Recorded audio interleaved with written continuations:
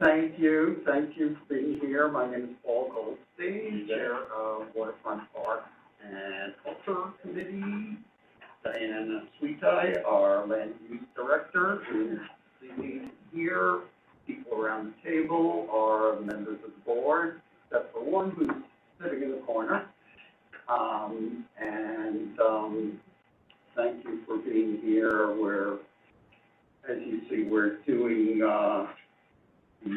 hybrid meetings where some people from the public are going to be here. Well, I don't know where they're going to be, but Diana will let us know if there's anyone. We'll hear them from the box on the table, so make sure to speak loudly, make sure the mic captures it. We have a virtual audience joining us.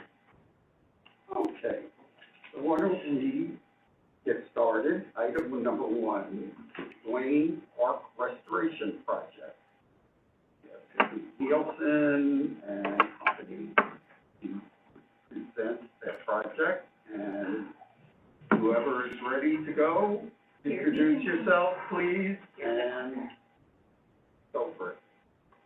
Would you like us to stand up front, or? If that's easier for you to use the diagrams, maybe, whatever you want.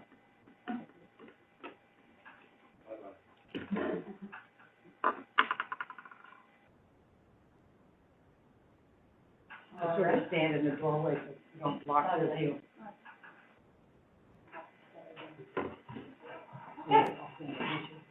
Perfect. Well, let me start by introducing myself. I'm Carrie Parker Davidson, and I am the president of Friends of Dwayne Park. We're a 501c3. We've been certified as such since 1994.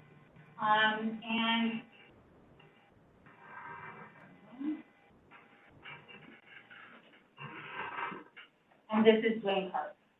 So I have the pleasure of being here to speak tonight on behalf of our group.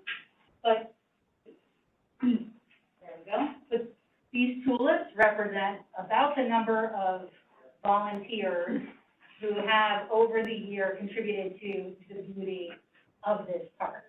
So I'm one person, but we're a team of a lot of donors and friends. We have a board of 14. So just to give you some context, if you're not familiar with Dwayne Park, we're located on Dwayne Street between Hudson and Greenwich, and we have the unique situation that we have a north and a south Dwayne Street. All right, and we'll just sort of zero in. This is Dwayne Park, and we're sort of getting closer to it. You'll see the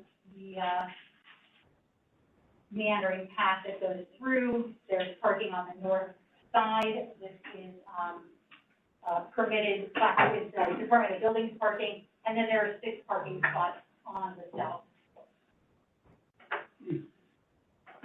This is Dwayne Park in the winter. This just shows you that it's beautiful all year long, but it's also a pretty wide street bed there at the perimeter. So I just want to give you a little history, if you don't know about the park. So the park is arguably, it's either the first or the second oldest park in Manhattan. The oldest is 1733 Bowling Green. Dwayne Park is the second. It was purchased from Trinity Church for use as a public park in 1797. All right? It was planted shortly thereafter. In 1804, if you really want to know all that. You can go on our website, dwaynepark.org, and you'll get a lot of history.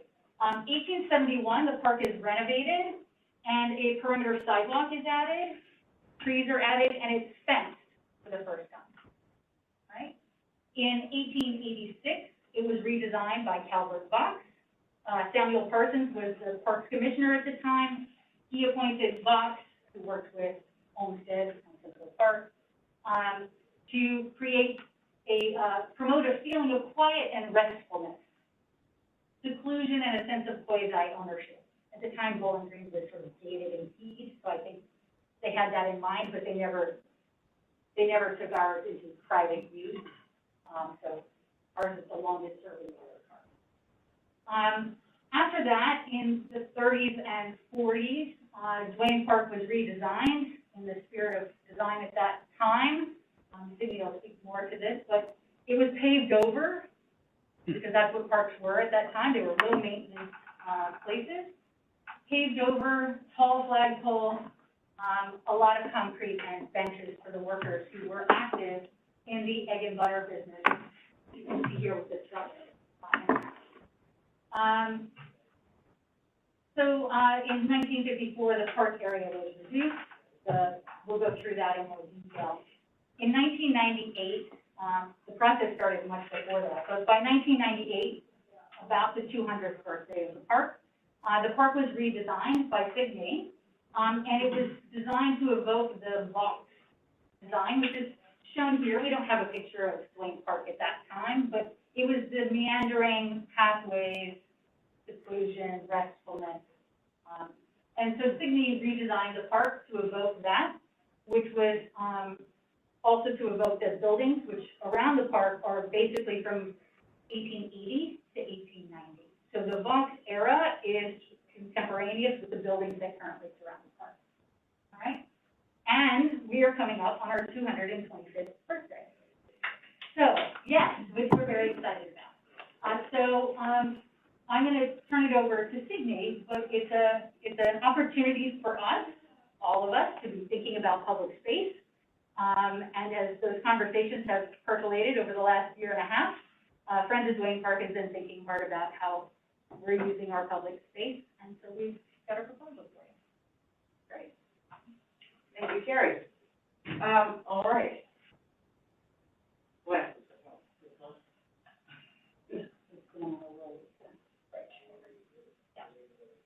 Okay, so just going quickly through some of the history, this is a plan from 1852. I have to tell you, it's not exactly very accurate because it shows the park going almost midway down the block. This plan is much more accurate. This one is from 1871, when we had better survey data. Shows the south sidewalk. Interestingly, there's a little note here that says dotted line represents the old boundary of the park, and that is shown here. So they expanded the park to put sidewalk all the way around the perimeter with street trees.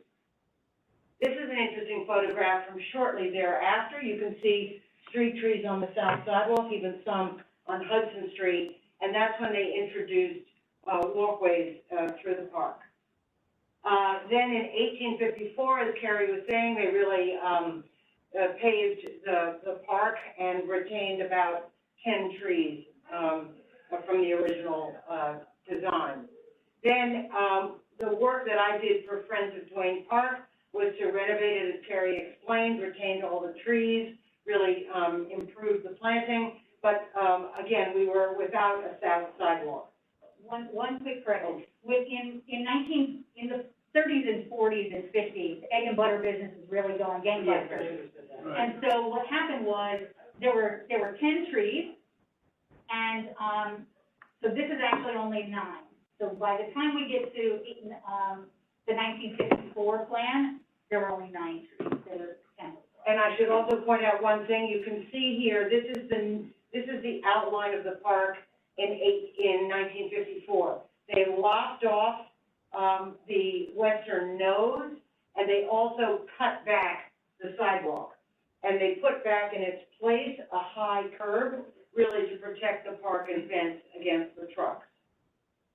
And that condition continued in the 98 plan and what's there today. So this is just a quick summary of the different iterations, but basically the park got diminished over time, both along the south side and at the western nose. Some photos sort of proving that for you to see, and then some highlights of, see the sidewalk in 1927, the nose that's been cut back here, the sidewalk that's been removed there. And this really shows you chronologically all of the different sort of hacking. hacking away at the integrity of the site. And so where we find ourselves today, is this, the dashed outline is what we are proposing to restore of the original historic plan. So that would be an 8-foot sidewalk on the, south side. That would still leave 16.5 feet of travel lane and the 8'6" parking lane. Just a couple of photographs. You can see that curb is in very, very poor condition. Obviously, we would need to relocate the catch basin here as well. You can see this huge expanse of asphalt that really is no longer needed because we don't have the trucks circulating there anymore. The width of that sidewalk, you know, at the end of Duane Street is the fire department. We need to make sure that we have egress for the fire trucks, so we are going to have 16.5 feet clear for the fire trucks. And obviously, if this proposal moves ahead, the way I designed it in '98 was really to kind of block your view of the south because of all the trucks. Now, of course, we would want to open that up so that the view into the park from the south is much more hospitable. So, what will become of our reclaimed parkland, Ms. Davidson? So, I always find that when you're in a nonprofit, you've got to make sure you don't have mission creep, right? So, our mission is to protect, restore, beautify Duane Park, and then build a community that cares for that. We also do that for other public spaces in Tribeca. So we help Tribeca Park. We lend a hand to Bogardus. I was linked to them for their board development early on to help them get their 501c3 status. So we're committed to Duane Park. We're committed to other green spaces also. We like to think we're a good neighbor in that way. So when we talked to Signe, we said, you know, here's what we'd like to do. We'd like to restore the historic footprint. We'd like to retain the quiet and restful character that was part of the Parsons directive to Vox. We'd like to improve the pedestrian mobility around the park. A lot of people walk their dogs and then walk in the middle of the street along the southern perimeter of Duane. We'd like to improve it visually on all sides. Right now, it's a green wall. Lovely to have green, but it's a green wall visually from the south. And then, of course, there are all the reasons for resiliency and climate that make sense.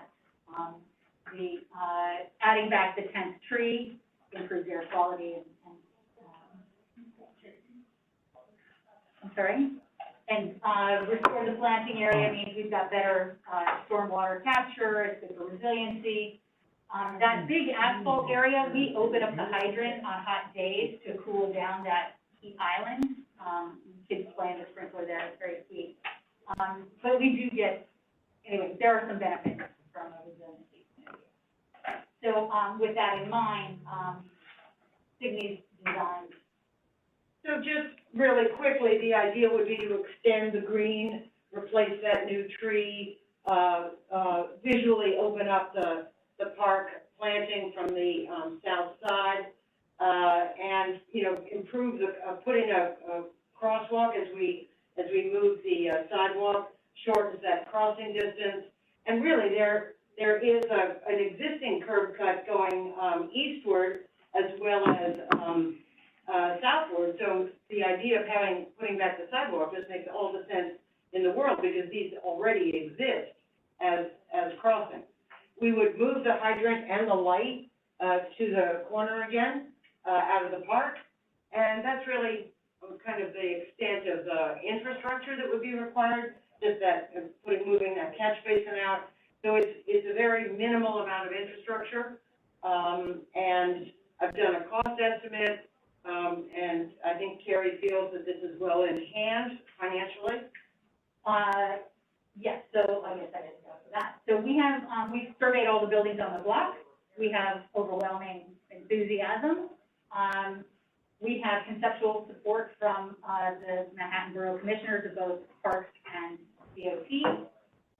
And we have, we used to do a loft tour. I don't know if you remember it, some of you, but it was how we raised money for the park for many years. And we've been stocking that away to replace trees as they go and all of those things. So we're in good financial shape. We feel that we have the infrastructure in place to do a capital campaign, and we hope to be able to earn the trust of the elected officials that are coming, as we did when Catherine Freed funded our restoration back in 1998. So we're optimistic. We have a preliminary estimate of about $350,000 to $400,000 for this project. So it's not a giant, this is, we think it's doable, and the Friend has half that money raised already, either in hand or pledged. So, and that's before elected, that's not going to elected. Yeah. So here's what we'd love to see. That the community board supports the Friends of William Park in its effort to restore the park's historic footprint, restoring the sidewalk on the southern perimeter, and the 10th tree on the park's western node. It is the preference of the community board that this footprint be set aside explicitly for park use. Yes. Was this in part fantastic, of course, and who could argue with this? I'm just curious, was this born a little bit inspired by the city bike situation? And is there any possibility that after having built the sidewalk, that it's going to be built with the DOT issues for city bikes? So I can't answer what DOT will do. I can say that I've worked really hard to develop a relationship that I don't know. All I know is that we're working really hard to let me back up. Was that inspired, though? Is that what inspired this?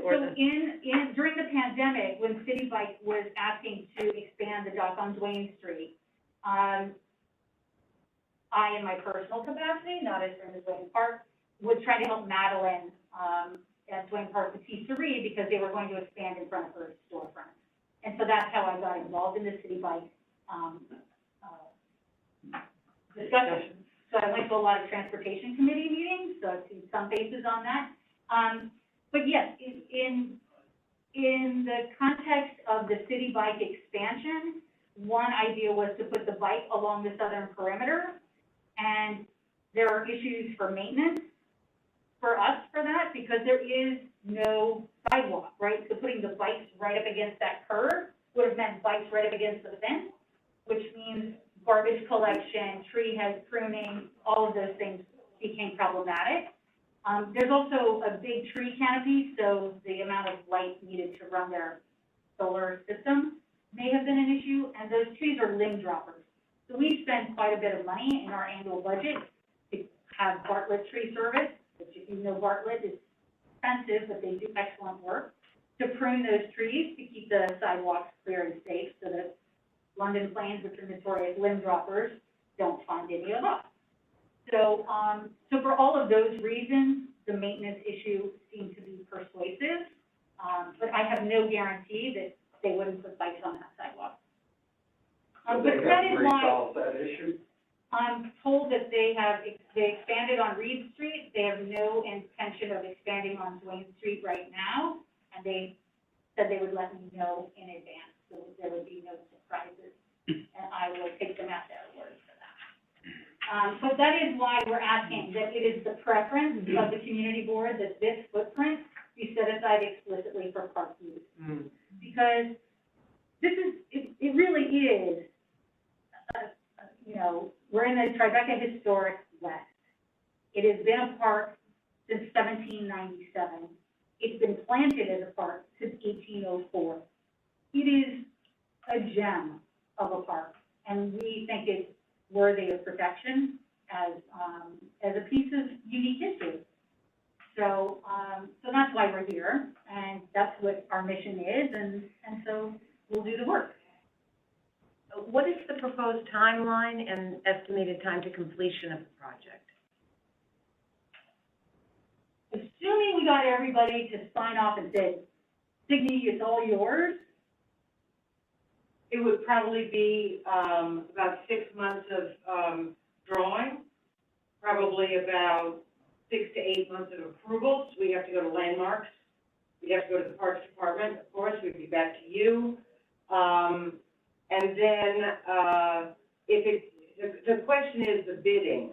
If Friends of Twain Park can do what they did before, which was to,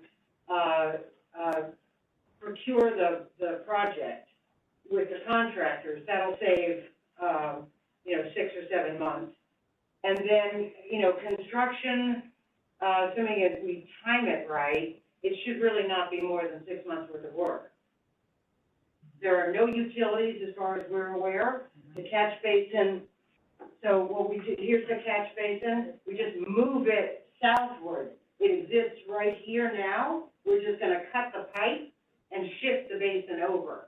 So we don't have to do a lot of, that's what's keeping the cost also kind of reasonable. We'll move the hydrant, but again, the water line is here. We just bring the water line here. The light pole is electrified. So I think it's really minimal utility infrastructure. Right. And then the only other thing we have to do is we have to repave the concrete, right? So that's little. A week's worth of work. Yeah, wonderful, fantastic to do this. In fact, why don't you do more? Why can't you extend the western side even further? I mean, there's nothing there but asphalt and unused space, really. Well, I could go back to our mission and Mission Creek, because we've had a lot of board conversations along this line. Why not close all of Wayne Street? Why not, but we want to stay true to the history of the park. And historically, it was, it's an accident, really. It's the way that the city laid out the streets in 1784. Hold on, okay. Anyway, 1784. They laid out the streets in the way that the Dwaynes came together, made that happy triangle. And so it preserves the history of when the streets were first laid out, and also the original land grant from Trinity Church. So there's a history there that we're trying to protect. So first of all, I want to say I'm wholeheartedly in support of this. What an amazing thing, and I really hope that it happens. Whenever I've been in that area, it is a real sort of gem of an urban experience to find yourself in. So thank you for all of that. You said that Trinity had actually given the original land grant, and Yes. so is the property still owned in whole from the original land grant to the perimeter that you want to take over, or has the actual property line moved or been eaten through at a certain point? Like when you're saying that you would like us to push for the city to give you the right to utilize that, what does that mean? Right, so we're researching, we are trying to get our hands on that original deed. The deed that I found is actually for the lower farm, which is, and anyway, I don't want to bore, you guys have an agenda, but, it's unclear what the deed, where the deed is. There are 3 pages missing from Trinity Church's record. The, land maps that were done at the time of the founding, went back to Great Britain and are now in the Oxford Library of Great Britain. So the English left with their maps. When the city set out their new mapping in 1811, all of this I've learned in the last few weeks, so I may not get it perfectly right. The Randall's map of 1811, which the city used to set out its mapping, didn't really address things below 14th Street all that well. So Dwayne Park is, if you look at that map, it's just an empty space. So we're trying to so one of the things I'd like to do is clear that up. And if I can get all of the records in hand, then we'd like to be able to bring that to landmarks or whatever the appropriate body is, and have that, made clear and legal and, permanent, basically. I hope it happens, because when you walk through there is, as Richard's saying, too much street and not enough park. And it feels very awkward, and it feels very not well-traveled by vehicles, and much more traveled by humans on feet. And so I think that all of this would be wonderful. other constituent that we try to keep in mind when we talk about not having mission creep beyond our historic boundaries is take the Tribeca. So, you know, we're the lucky center. Other parks will argue that they're the heart of Tribeca too, but we're all the heart of Tribeca, right? Green spaces keep us thriving. But we're mindful that our space is also used by other constituents. So, we really are trying to maximize the historical piece, retain as much public benefit as we can. And we think by just doing a modest addition here, it will tackle quite a bit of that asphalt, not maybe the way you envision, but a good 20 feet. So it's not nothing. Are you looking to ask for funding from the council member or elsewhere? I will probably have to figure out how many people I can ask for money and where and how often. Yes, I'll be asking anybody who wants to give me recommendations for who to ask. Well, I mean, I ask it only because, you know, this board has been on record in supporting a lot of parks that might have come before this one, particularly ones that have absolutely no redeeming qualities yet. For example, like the Barnett-Newman Triangle, which, you know, we are fighting valiantly for. And thank you, Cindy, for offering, if you might recall, for helping out on that one. I won't forget. And so I only say that in that I think that this board would, who wouldn't support this, but I do think that there's an understanding of other green areas that would be, you know, wanted to be attended to as well. I don't know if it would ever be a conflict, but I just point that out in terms of a resolution. What do you mean by that? Well, I think if you are asking the board to, I mean, you're not, so it's not coming up, but if you're asking that we would support this particular park to get funded over another at the council, I don't, you know, it's a decision that would have to be discussed. I mean, that's not like sort of automatic. I think that was my point. I don't know. I see. But usually we don't have to put them against each other. We just list them, and we do prioritize them, but. We do, that's my that doesn't point. mean you couldn't Yeah, be Right. on that. Independent of that, right, that's, it's just, Well, we would be thrilled to have, be a priority project at whatever level you deem satisfactory. We'd be happy to, but we also have been we are also very proud of our private-public partnership. We've been working, you know, well, for many years, and we know that there are other parks that also need more help and don't have the infrastructure in place. So we will not lean heavily for resources if we don't really need them. So just know that that's how we operate. Yeah, so this is my first community board meeting. I'm back in this room after a year and a half. Joe was wondering if something happened to me. And this is such a pleasant project. Carrie is, you know, just on a number of levels over the years, great community member. Sydney does great work, but I come with gifts.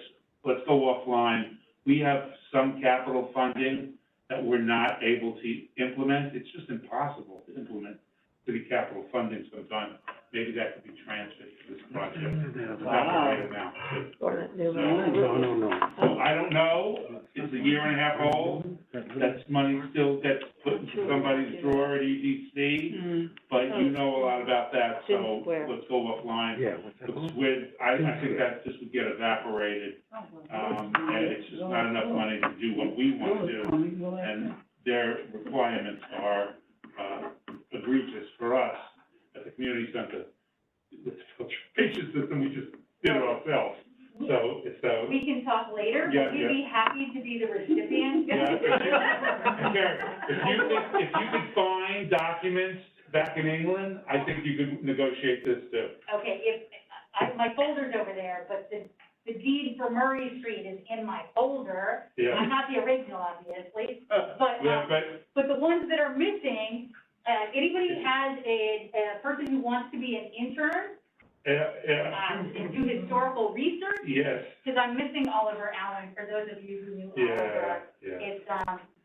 This is not a mantle that I ever thought I would have to pick up as being the historical researcher, so I'm missing Oliver now. But yes, we have, just another piece of history, and I know I'm very mindful of how long these meetings can run, so I don't want to be the reason for that. But Duane Park is in your historic west, designation. Duane Park is listed there, and the deeds So this is, you know, we are trying to do that research so that we can have our legal ducks in order.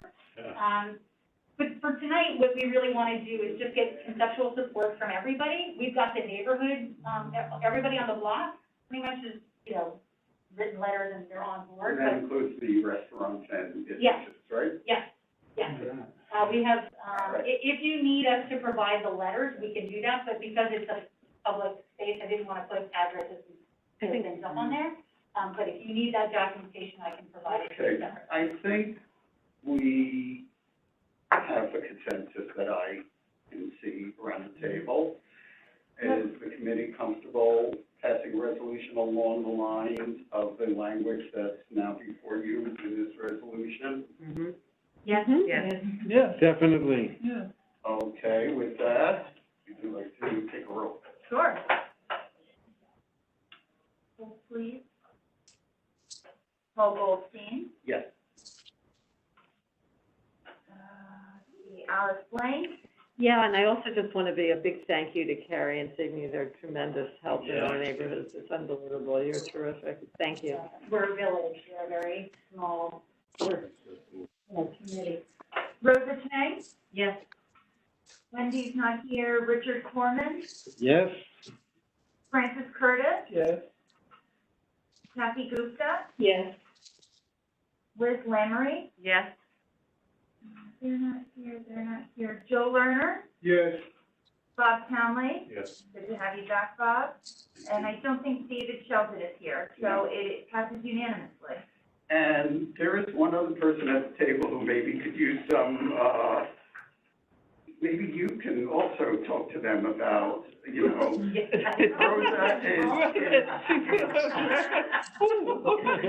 Rosa is working on a project to restore and reopen the Brooklyn Bridge banks. Oh, So I she's listened to taken that Oh, on, you- and she's doing a fantastic job, but she's relatively new to our community board and to this kind of work, so maybe you could touch base. Hey, Diana. Yes, Andrew. Hi. I support it as well. Okay, I'll note it, since you're virtual, you don't count towards the quorum and you can't vote, but I will note it for the record. Got it. Okay, thank you. May as well go have your dinner now. All right, thank you, good to hear from you, Angie. All right, thank you guys. Thank you very much. Sydney, good work. Okay. It was fun getting here, but I'm talking to So we have to go get, Will Anthony from. Yeah. Can you look at, I'm pulling up their presentation here.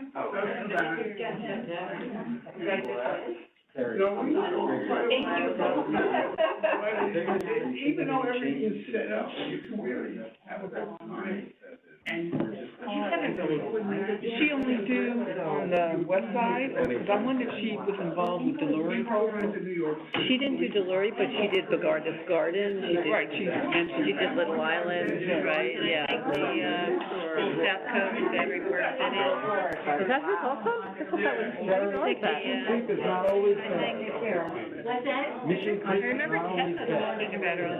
Well, you know what, it's the number of parks. I need your mission to creep over to Barnett Newman, you promise. Well, that's the next draft of how many parks can we add as projects? So right now we have Tribeca Park, and we have others. I know. And we have a lot of, we'd like to have everybody. Here to be, but I'm not gonna complain. Thanks, Carrie. Your way to do Will is here, you can ask him. Yeah. Good? I'll take it. You can I'll ask, talk to you, all right? Come by and say hello. ask Will. James, why don't we go first, and then we'll do the, Yeah, that's fine. Yeah, I think it would be best for you all to be on this Oh, side, okay. and if, you could be mindful that the microphone for a virtual audience is in the middle of the Oh, table, great. so the more that you can They all have to see enunciate people, right? and Yeah. speak loudly, that would be great, and you can control the presentation with this. All right, very quickly, let me just introduce Will Fisher. Will is from EDC, he's, an almost regular here at Community Board. Yeah. So some of you know him, but maybe you should introduce your colleagues. Yeah, James, take it away. So my name is James Nocito, Hunter Roberts Construction Group, Senior Project Manager. I'm I'm currently overseeing the demolition of the New Market building, down at the seaport, among other projects around the city, but mostly that's what I'm doing today. And, my name is Catherine Kabilski. I'm a vice president in EDC's capital program. So I'm managing the Brooklyn Bridge Esplanade project amongst some others, around the city here for EDC. Good to have you all. Yeah, and we were invited so graciously by Paul and Diane and Drew. Thank you all for having us.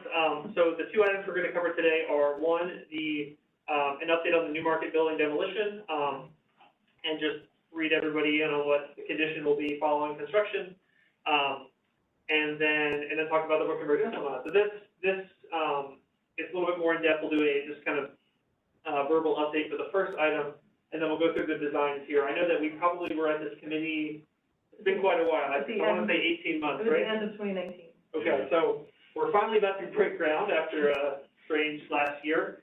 So this will be a really exciting project, and looking forward to reviewing the design with you on that. But first, James, why don't you come up and, Sure. I think basically, James will give just a quick overview of what has been going on at the New Market building.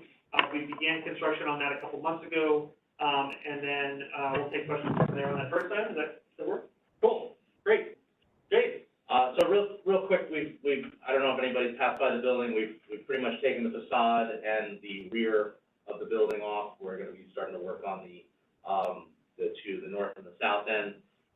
We just got a clearance for an access agreement with Howard Hughes, so we just need to access from their property to kind of unscrew those, transite panels, unfortunately, which are all asbestos, so there's a lot of fun stuff there. But we're probably going to be wrapping up. We've got all the interior pretty much gutted except for 2 stairwells. I think they were working on the roof today. I saw them across my office, right across the street there.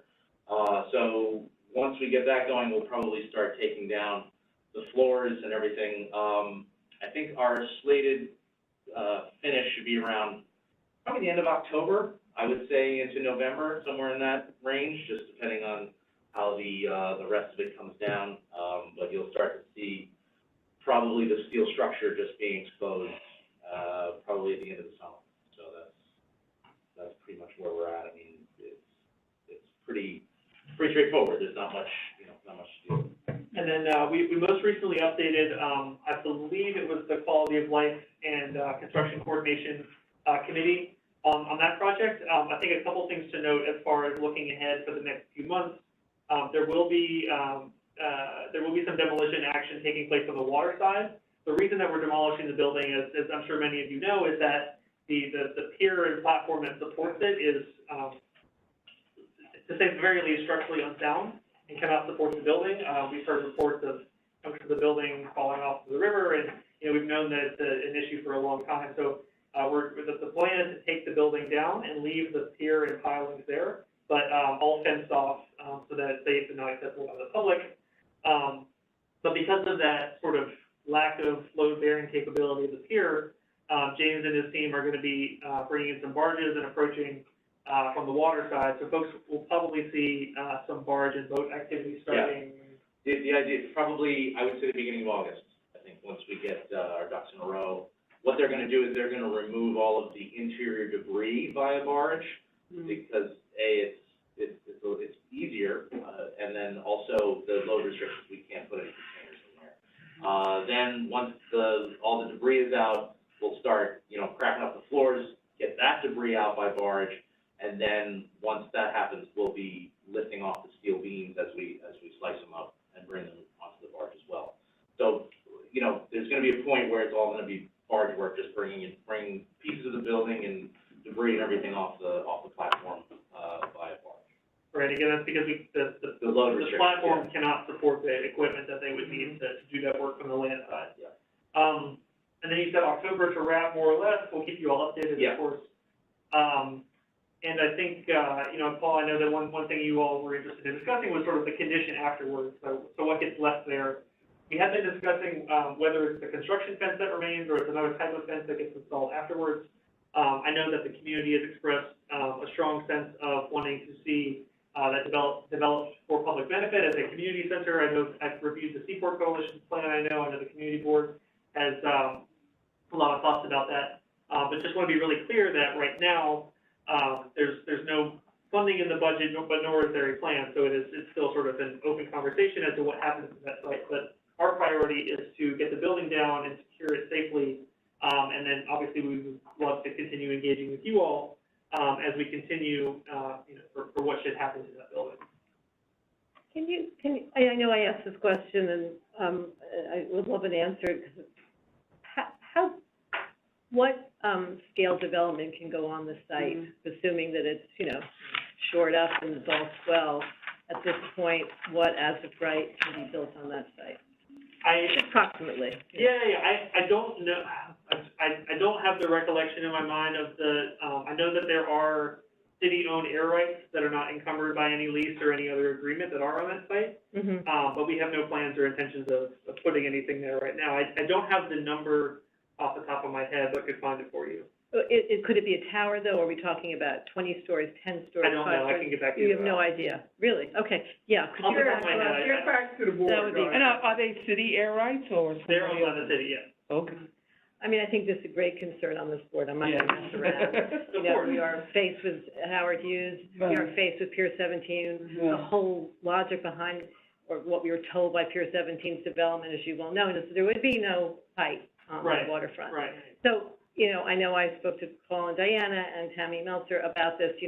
We need to know what is intended or not intended, what is allowed. Sure. And complete transparency on that is absolutely essential at this point. And we need to know it now. Right. So thank you for following through. Yeah, and Alice, I do know that the board has in its possession, I sent at some point, a table and accounting of what air rights exist on each site. I just don't have it off the top of my head.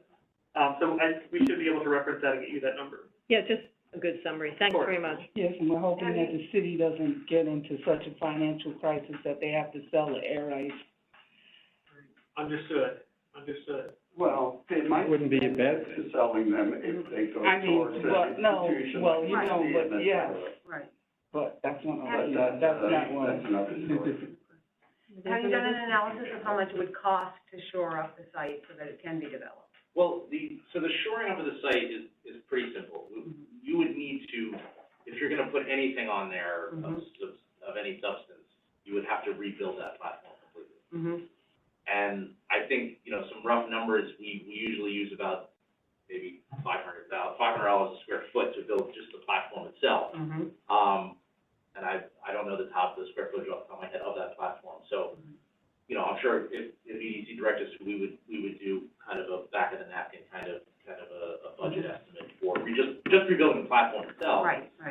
Because all the piles are shot. I mean, it's almost, I don't know if anybody saw the pictures a couple of times ago. I would imagine that's very expensive yeah, to I mean, repopulate. I can tell you Pier 40, which is a larger pier than that, but the shoring up of the piling is $100 million. That's ironically, that's also one of our projects that we're managing for the trust.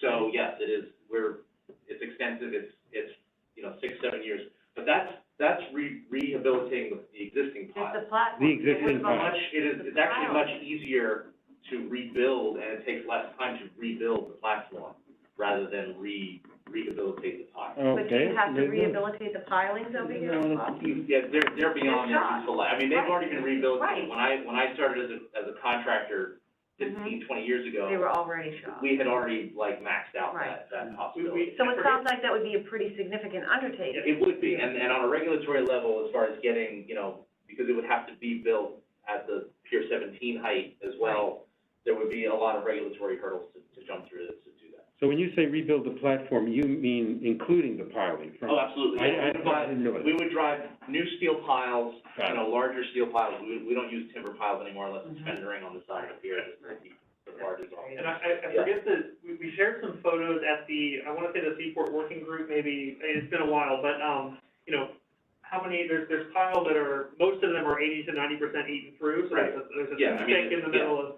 and it's beyond repair. I don't know if you guys are familiar with the marine borer situation in the harbor, but the piles are pretty much comprised mostly of marine borers at this point. I mean, there's so many holes and they're just falling apart. And then also when you get up into the stringers and the caps, they're starting to collapse and fall in. That's why we couldn't have any major equipment on the platform.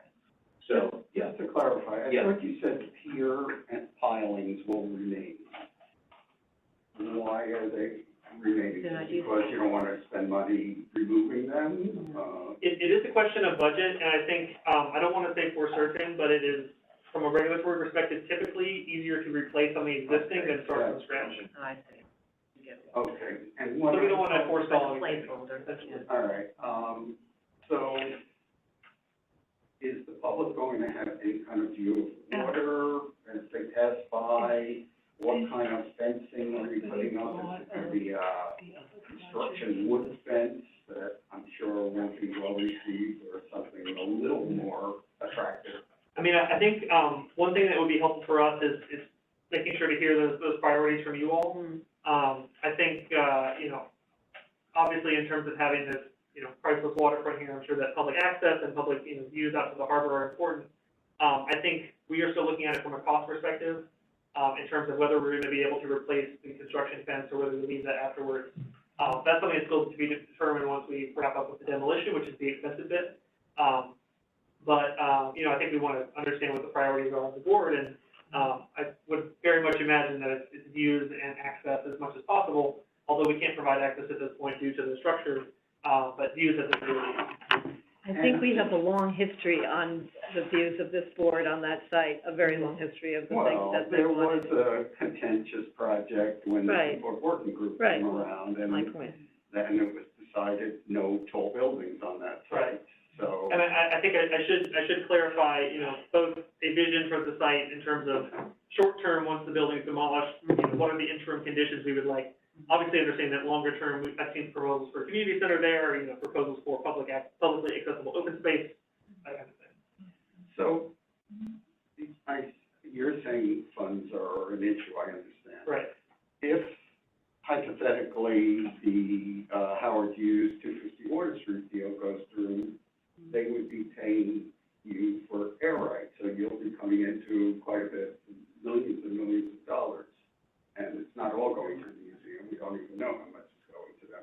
So wouldn't you have some of that money to spend on a project like this? Right, so I'm not sure of the numbers at this point and whether, how much has been spoken for, whether certain has been spoken for, but I imagine that will, you know, continue to be an issue as that project goes through the public process. Obviously, the big, you know, the main component of that project that's been discussed in public is to, you know, fund the museum. But I don't know the breakdown of what they're proposing. But you're correct that it would be them purchasing the air rights from the city, and then the city would direct. Just curious, you know, there was a long history. Of course, of course. There was interest expressed, and I think this community board did write a letter to EDC saying we should set up a meeting and you should meet with these developers. Mm-hmm. I don't recall that being responded to by EDC.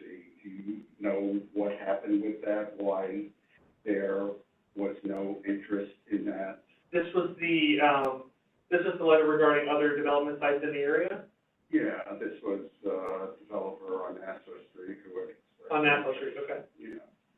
And I think the community board wrote a letter, we met with the president and the council member, and they were well aware. And I think Matthew Washington was reaching out to ETC on their behalf to try to set this meeting up, but it never came to be, and I don't think you even responded. So, you know. I don't, yes, that's correct. I don't, recall having responded to that, but it definitely was,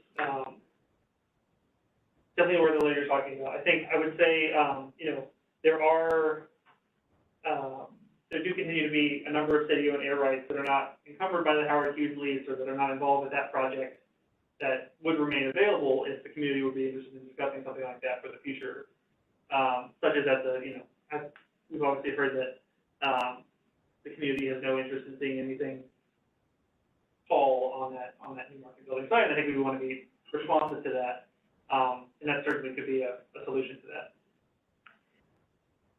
Yes, another, Let's go around the sorry. table, but, Sorry. all right, let's do Joe, then we'll come back.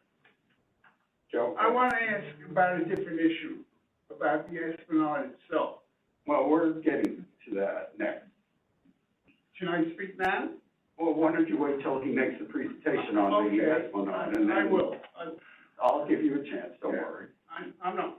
Rosa. Two questions. One is just regarding safety. I would urge you to, consider that along the entire perimeter, because I've personally seen people start fence jumping from Pier 17 into the New Market, building itself and onto the pier, so that's a concern. I don't know if you're looking at it from that No, side as well as from the. We actually have, I mean, we had to build the construction fence another 6 feet higher on the back end of the New Market building. I don't know if you've been back there recently, Not but really. it's tall. I mean, Okay. there's a high end, and then we also have 24-hour security on site, all, Right. 24/7 all the time. So that's, that was a concern to us, because even after the unfortunate incident in March, Yeah. they were still, the vagrancy was still coming back. I don't know whether to retrieve their items or just to try and, sneak in there again, or whatever the reasons, but we had to lock that place down. I mean, it was Fort Knox when we Rosa, finally. when was the last time you saw that? Just to make sure. The fence jumping, it was before the unfortunate incident. Okay, okay. Right, no, we. That's something we're laser focused on. Yeah, our construction fence has gone, like, we almost tested it ourselves to try and see if we can get over. And it was, it's very, I mean, I can show you pictures after or whatever, but. No, so long as you guys are looking at it. Oh, no, absolutely. Every single inch. Yeah, no, of the perimeter. that was one of our concerns, because we were trying to figure out how they were getting in, and that's how we Should've determined. told me. Yeah, that was the obvious choice, but we just went higher Right. on the fence, on that, just that corner there, so that they couldn't hop over from the Esplanade. And that'll be the biggest priority after demolition is complete as well, is to, understanding that, there may be interest in, seeing if we can open up the views, et cetera, such as something more like chain link or something more ornamental, like, we do want to make sure that consider safety first. And then the second question I had was related to the FIDI Seaport Resiliency Plan. What is the overlap of this site in relation to the possible extension to deal with that? Yeah. Obviously, different my timeframes, but obviously, it's literally the same area. Of course, 100%. And I think, just to make sure everybody, is aware, is that within the Lower Manhattan Coastal Resiliency portfolio, we have funded capital projects in Diamond Park City, the Battery itself, and then in Two Bridges, but the FIDI and Seaport areas, basically south of the bridge down to, Whitehall Terminal, we're doing a study for a moderate, maybe 200-foot shoreline extension to provide the space, to construct the resiliency measures needed to protect the neighborhood. So you're correct, that's obviously within the study area. That is very much a long-term project. We're going through sort of a community planning process right now. Recognize many familiar faces, of course, from that. I think a few key needs for that project are, obviously we've heard from the public that it'd be great to have more public open space. Also, we know that we would need to build additional drainage infrastructure, including maybe a pump station, for the project to work holistically. So we have, we're looking at various sites for all of that, but I would say it is somewhat fitting that this site does not have a funded plan for it, in that we are able to, look at multiple possibilities. And I think we'll continue to consult with the community about that. So, piggybacking on Rosa's question, so you may not have a funded plan, but what is the approach? Here you are spending tens of millions of dollars on remaking this pier. Is there some approach that is being taken that will dovetail somewhat, not seamlessly, intelligently with the plans coming down the pike? And they're not so far coming down the pike, because of course just north of there you have the whole East River Park situation. So I think it would be really interesting to know quite specifically how that pier, and frankly Pier 17 was a little bit of a mystery to me, but I understand it was built up higher, but how is that pier addressing it? And it's a question that I think is really critical, because like the Brooklyn Bridge Esplanade, that beautiful piece of work, will all be torn up and destroyed and has no resiliency built into it, we learned. Right. And that was because of a funding, timing situation. Correct. And we don't want to see that happen again. What a tremendous waste of great talent and great time and great money. So I just think that's a question that should be presented to the community, even if you don't know exactly the plan. What is the approach going to be, and how can we be assured that won't happen again, that we don't have a Esplanade built and a second pier having to be built? Yes, holistic planning, it makes a lot of sense now, to that point. I think, to be clear on what we are what we currently do have funded, we are only demolishing the building. We know what it might cost to reconstruct it here, but we're not doing it yet. We don't have the money for that. So I think in light of that, the resiliency project master plan is considering what might happen with that site, what may be a useful function for that. Our consulting team does have the Seaport Coalition's district plan that included the community center there, so they're aware of that content. And I think we're still waiting to see, but like in the next couple of months, as we get closer to sort of a concept plan released by the end of this year, we should have a better idea of what the options are and be able to get feedback from folks on that. Alice, I think that is probably the best point that can be made is like we see here, we need to make sure that the resiliency function and the public realm function, that all of that aligns. Yeah, Eminently clear. Thanks.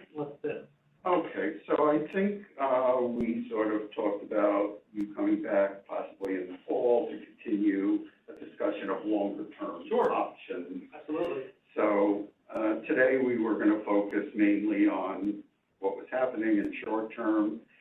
Is the committee comfortable with just sending feedback, or do you have any other suggestions? We talked about opening the views, see-through fence. Anyone have any other, are those okay? And does anyone have anything else they want to throw into the short term? And Paul, do you mind if I make a suggestion or a request? Sure. I think, we've talked about this before, but waterfront construction is really expensive, as we've talked about. And I think, the resiliency conversation does continue. Hopefully we are in a good place to get that project funded. But I think it's worth thinking about as a board in comparison to the, other capital funding requests that you all have throughout the district, where this fits and, how much focus you'd like to have on this particular site versus, the many other projects that you all are considering and advocating for. I think, again, want to be really clear that there's not a plan, but there's also not any money for it. So, would be interested to hear if this is, the number one site that community district or the community board one is interested in advocating for capital funding for, if that's something else, where this falls in the prioritization of all that. We'd love to hear it. Okay. Thank you. Yep. Okay. Anything else on short-term issues to be raised? And we will just reach out to him on the ones that I mentioned. Okay. So why don't we, thank you. Sure. Thanks, James. Yeah, no, absolutely. Can I ask a question of the, capital project vice president? Well, we're gonna hear a presentation on the Esplanade project. Okay. Oh, yeah. Why don't you wait Proceed to part two. Yes. till we do that? Yes. Okay, thank you. And with that, I think we're good. Okay, all right, great. We are. Well, that was it. Okay, yeah, no, if there's any issues, let me know. Thank you so much, everyone. Thank you. Thank you. Sorry, I'm getting one step and I think it's projecting to the, virtual code. Oh, okay, cool. Thanks, Diana. Oh, wow, look at that 3D camera. Hello, everybody at home. You're all doing. Welcome to the future. Yeah, this is both my first I'll play it later. meeting since getting back and also, my first like this. hybrid. So, just a quick intro, would you mind going to the next slide? Yep. Just want to remind folks, so again, we were here a little over a year and a half ago to discuss what was at that point more or less the final design for this project. And we have modified it a bit in response to the resiliency work taking place north of Brooklyn Bridge, but want to make sure that we go through the sort of explicit focus on the Esplanade and amenities that we're going to be installing between Exlip and Brooklyn Bridge. And then we have a slide on the budget and all of that, and then at the end we can take questions. Great. Yes, you all know where it is. So this is a combination, you guys, the design goals we presented previously to you guys and to CB3, and then on progress.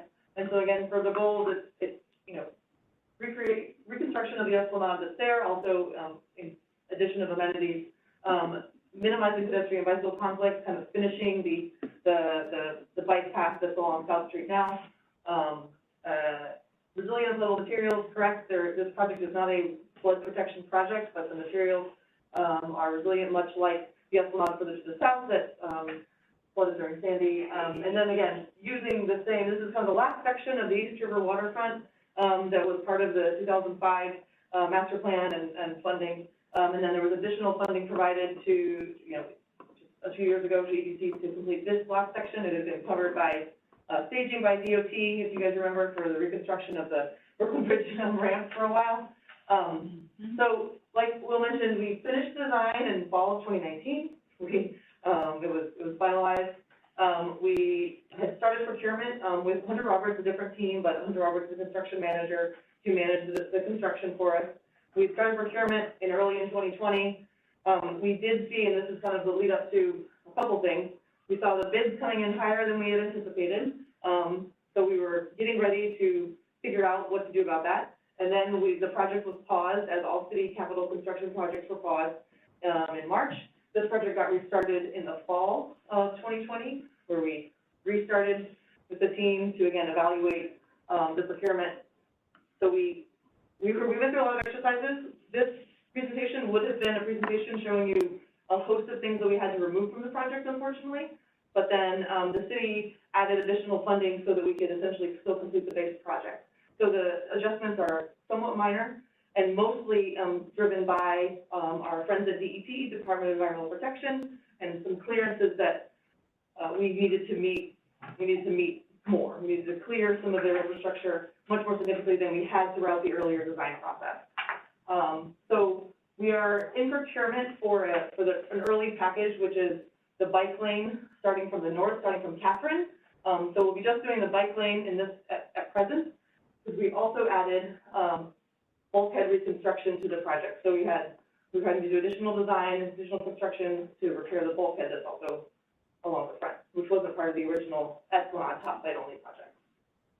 So the funding, so again, it's HUD CDBG money from LMDC, $15 million. There's $6 million from the borough president and council member. The $5 million is, like I mentioned, was added for the bulkhead work alone. And then $5 million added in the recent, this spring, sorry, that should have been 21, sorry, and 21 exact plan for the budget gap. So the total project is $31 million. It's 1,500 linear feet of Esplanade from Peck Slip all the way up to Catherine Slip. The design is around $3 million and the construction is the balance. You guys are familiar with the other areas around. Ongoing projects, obviously, 342 further north, and then BMCR, which we have a little more detailed slide on that.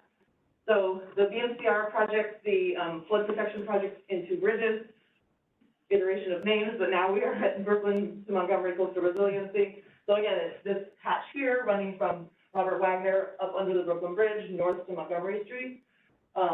Peck Slip, which was opened, as you guys know, this spring by Parks. Oh, and I'm sorry, I lost the year as many others had, so I apologize, but some of the 2020 dates should be 21. We will update that before resending to you. I'm sorry. The tin building, the work just to the north of us, I understand should be done next year. And then obviously the new market, as we talked about just previous, the demolition. And then the interim flood protection, the large sandbag barriers that are there and installed by emergency management. So there's a bunch of things in the area. We coordinated very closely with the BMCR project through design to essentially not have any overlap of their work and ours. Again, this is an overview of the design, so existing conditions, which many of you I'm sure are familiar with. These are also pictures from probably 2018, so some things are different. And Catherine, can I make one note there? Yeah. If you wouldn't mind going back, I want to just to Alice's point from earlier. So we actually cut this section of the project out because at this point we know that we are constructing an Esplanade.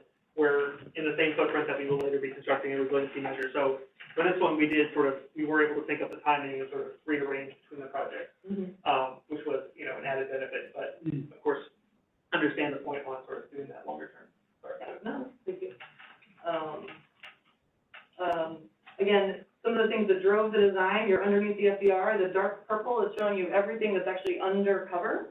It's shaded. It doesn't get quite as much rainfall. The orange is the bit that's out in the sun. So our landscape architecture team, Star White House, obviously looks very closely at that, and that's trying to maximize locations where we can have plants.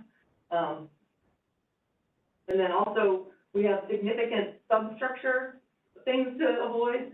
There's 2 combined sewer overflows. One is that kind of timber deck that sticks out from there next to the sandy bit, and then a CSO that comes out in the pile field that's right there. And then this blue line, there's a water main that runs through there, does lots of things as it moves north. There's also some drainage infrastructure that somehow, oh yeah, it's here along the edge. There's a lot of stuff we have to avoid. Like I mentioned, the clearances from the DEP infrastructure, we need to be a good bit away from it should they need to come in and repair or replace. So a lot of stuff, and also then the columns of the Brooklyn Bridge ramp and the FDR above. There's a lot of stuff around, which drove a lot of the design decisions. So getting into that, so we just have 3 sections, and these sections show the final design from November of 2019, and then the changes that we've had to make for both budget and clearance and constructability. So in the south, I'll stay on the southern section a little bit longer. To Will's point, this kind of lighter hatched area is the area of the flood protection project, the Brooklyn Montgomery Coastal Resiliency slip-up gates. So it's a sill, 18 inch to 2 foot sill with slip-up gates on it, and then public amenities as part of that sill. So that is that area there. So the esplanade to the north of the bridge for this project is really mostly railing, surfacing, and some seating. But to the south, we have both. We have more room, and we have some sun, so there's some planter beds in there. So the southern section, we have a spray shower here in the tech slip area. We tried to carry the pattern of the tech slip plaza, of the paver pattern there across the street. There was a turf field and then a game safety surface area, and then painted all these swirly lines are painted on surface lines. Parks uses a bunch of different really durable paint material for painted games on the ground. So that's the pattern that we're using there. These wider blocks with edges are a modification or kind of a version of the planters that you see out there now. So they're mounded planters with seating on the edges. So that's what those components are. There's this section here that Steve Whitehouse likes to really point out as the selfie spot. It's that perfect view of the bridge. It's also a bit of it's also elevated, so it's ramped up and it's stepped up. So there's seating and steps, and it's a bit of an elevation, a little step up. And then as you go further, there's the redecking of that timber platform that's there. So the changes are the spray shower is included. We're including it as an add alternate. It's sort of to modify, keep track of the budget as we bid it out. So it's still included in the project, but it's an alternate. Some of the step seating has converted to a little less stepping, more simply just planting. The elevated section is still there. And the raised turf, this is mostly due to our DEP infrastructure that we needed to make more room for. It's a flat flush surface using park safety material. And then this cornhole that's noted is just one of the game tables that have shifted again for the DEP infrastructure. Again, it's a painted surfacing. The tech slip paver pattern is remaining, the same materials that are across the street at tech slip. The rest of the paving material for the esplanade is the same hex pavers with the patterning that's out there you see now, or in the finished sections of the esplanade, not in this section of the esplanade. And then there's the bike lane again along South Street to kind of continue that single line along South Street of the bike lane. I have a question. Since you're on that slide with the green, let me see if I can remember. Thank you for the presentation. See if I can remember back a year and a half before I became a grandfather.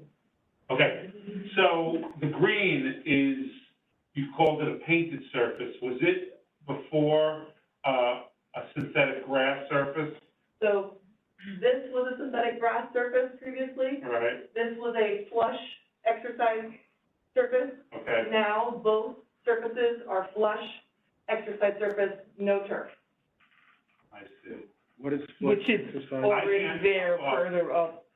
There is a further, There is further up, there are spaces like that. Because the turf field, the turf is expensive, and it was on an elevated platform, so the structure to create the platform was expensive, and it was too close to the DEP infrastructure that we couldn't make it any smaller. It's like, this is like the tiniest that it would be useful, and so making it smaller would just really have been. How many square feet is that, would you say? I don't know offhand, but I can definitely. Yeah, I don't have really a strong opinion on the painted versus turf. Both can who knows, you know, but I am proud of myself that I remember. Yes, there was turf.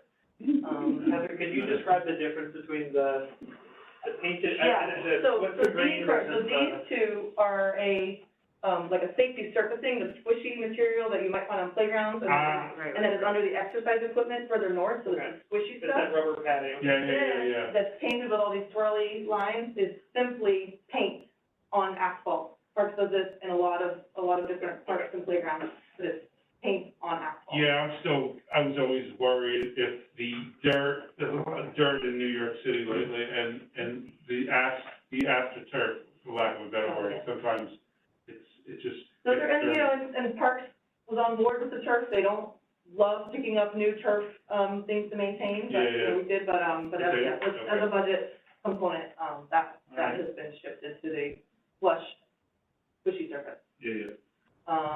Moving a little bit further north, so again, it's mostly just benching, benches have changed or shifted. Again, partially for the coordination with the BMCR area, partially budget, and partially, DEP infrastructure, and Con Ed infrastructure actually in this area as well. The get down, we're calling it, to the sands, we did not make any changes to that. It still has step seating in the back, a ramp, so it's ADA accessible across the front. That is still, there were zero changes to that. Can you get down? Can you get down onto the beach? So you will be able to get down to the level of the sand, the level of the cutting down the bulkhead. There'll be a railing and a fence there, and a gate, a railing and a gate. That'll be operated by, an operator that would get a license agreement with UDC, or that's kind of, It's accessible, but it's managed access. Yeah, managed access, thank you. So it's not, you couldn't go there all the time. Oftentimes it's underwater, but currently, like, for example, we work with the Waterfront Alliance, I think maybe with the Ecology Center to access that location for sort of maritime education, that kind of thing. So we're looking to continue that, but it wouldn't be open all the time. But it'll have a ramp down to it, so it's accessible to that level, and then, so you kind of ramp down to the water, and then behind you would be steps and more seating, so you can sit up higher, look out, or you can be down at the level there. If there was an activity, the gates would be open, and you would have flush access out to the thing. I remember this being a little bit of a bone of contention, you might recall, and Graham Birchall spoke up loud and clear from the downtown boathouse, the need for recreation, potential recreation there, and that it was, his mind, doable and such. Are we to believe that we would ever see a kayak pulling up there, or that? I mean, kayaks pull up there at present. So one, that could happen and would be not considered illegal or an I would say appropriate use of that. The sort of concern from our perspective is that you've got two, CSO outfalls, bordering the space, as well as the fact that it's underwater, a lot of the time with quite strong currents going in both directions. So it's sort of the confluence of safety issues like that, currently we're too concerned to let the public access that, in a completely unsupervised manner, but, we do work with good partners like Graham to have experience doing that kind of thing. And, if there are organizations like that we should partner with who would like, the ability to access that location, then, by all means, please put us in touch. Okay, will do. Great. And as I mentioned, further north, it is really predominantly new railing, and new finished surface esplanade, finishing the pavers, the hex pavers, and seating, the rail seating that we have in other areas. This adjustment is simply just a change in some of the furnishings, again, for clearance, not necessarily for budget. Also in the northern section, we have we've managed to design an ADA accessible fishing station, a fish cleaning station. So it's built into the railing, so it's lower. I think we have it in the last renderings. But there'll be a water access and drain for the fish cleaning station, and also in the northern section of the project. So this rendering is of the lowered rail for the fish cleaning. You can see like the change in rail there. But again, it's the same rail we have along it's the same rail that you have along the rest of the esplanade, except it's no longer decked in tropical hardwood, it's decked in an RPL cladding. Again, Parks is the maintenance partner on this project. So that's a change with the spacing and the way the rail moves. or it doesn't move when you touch it, the way the angles of it change, those, will look like the rest of the Esplanade. And then the hex pavers, this rendering is weirdly elongated, so it makes the pavers look like rectangles, but they're those hex pavers that are out there now. And this is all flood-proof, so this is designed so that when it floods, somehow it miraculously doesn't cost another Like the other 31 areas of the million. Esplanade that have been flooded, yes, resilient materials that will not go anywhere. The pavers are set, they're not like sand set so that they're technically loose, they're set in a bituminous, material, so they're set. This is a hex slip, so again, the paving ground, this looks a little blue, but the material was chosen based on the material that was spec'd out and then used at hex slip. We worked closely with Parks on that. And so yes, this is at hex slip. This is, you can see the kind of painted surface. This again is an old rendering, so it shows the elevated surf in the distance, but essentially this plaza here, is how this looks. I think that's a lot of slides too, yeah. I think it's important to mention as well, in response to feedback from the community, we are removing the parking concession completely from here. So that is a parking concession that EDC manages. That will go away in favor of having more public open space. Wow. Good. Yeah, What's the timing on that? the parking, Yeah, right. parking technically is removed. It's illegal parking. We've removed parking when we needed to do test fits and stuff. There are signs for towing, so once BBE, this construction gets started, we will again be clearing folks out from there, and we will have the site more secured and fenced, so there will be no room for the technically illegal parking. So there's no parking under the Esplanade now, or at the Esplanade? Technically, there's no legal parking in there, yeah. Only along there's a section under the bridge and to the north that is signed for NYPD. So that, a portion of that parking will, for parallel parking, that portion of that parking will remain, at least until the BNCR, work comes along. And the fire department always, has parking. They do not have parking under the Esplanade, I'm not sure what we're talking about. They have parking further south, yes, down at Old Cliff, yes, yes, the firehouse there, their fire department folks' vehicles there, yes. That parking we're not touching, that's still there. Yeah. Okay, did you review the schedule again for when work will begin? Yeah, and when so- areas will be closed to make way for construction? So, we have procured a contractor to do what we're calling just this phase one, an initial scope of work, which is partially to kind of get in and out of the way of the northern section of the NCR as much as we can, and also it helps us put the bike lane out of the way of the future, the upcoming construction. So the bike lane, you can see it striped along South Street here. So the contractor will be starting that work in August, actually, but they'll be starting at the north and moving south. The section in the south along between Peck and almost to Robert Wagner, that's installation of a new curb, so it's a little bit more robust of work, but so they'll be working from the north, starting south. Will take about 8 months, actually. It's not a whole lot of work, but it's enough to stay off the space and move the bike lane. So that in the meantime, as I mentioned, we got additional funding to do bulkhead repair. So the bulkhead design repair the design is ongoing right now for the bulkhead work. Some of it is, simple repairs, simple reconstruction that we hope to start procurement on that in about 3 months. Others of it will require some permitting with our permitting agencies with DEC, so it'll be a little more extensive. And then the rest of the Esplanade work will be procured post the bulkhead work. We'll probably do the construction procurement roughly at the same time, but a lot of the bulkhead work will have to happen before the Esplanade can go in. But the project will be complete in 23. So we've got the next 8 months of really just this bike lane work, early 22, finalizing procurement and getting started on the rest of the Esplanade work. And in order to do the bike lane and bulkhead, you'll have to close off sections that are now open to the public?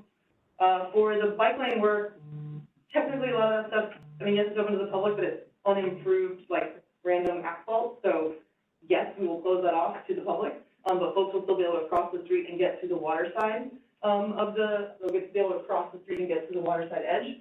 That'll still be open to the public. In this area here, technically, the street side is open to the public, but it is the street, more or less. So we'll be closing it off to install the bike lane, and people will be able to get across the street again to that area. But if then bikers eventually, yeah. want to go back and forth, they will have a place to continue to do that? Yes, they'll be able to cross at So with we're, cyclists to go north and south.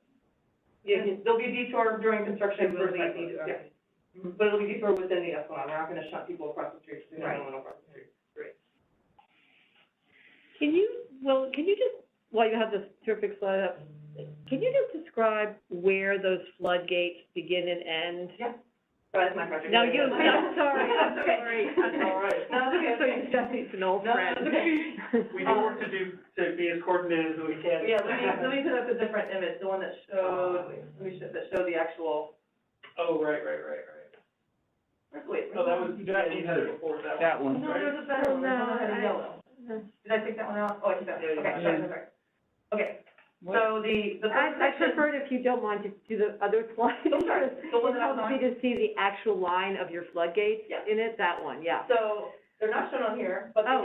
yeah, that's the problem. Oh. This is the bike lane, Oh, the two dark lines, that's the bike lane. oh, so we're, oh, So well, the then, floodgates come, they cross the street at Robert Wagner, actually, so that so the street will have like a small, almost like a speed table built into it, so the floodgates is set in, so in event of a storm, they'll go up, but in normal times, they'll be laid flat. So they cross the street at Robert Wagner, they connect to the abutment of the Brooklyn Bridge that's right there. So this is the tieback, this is the high ground tieback.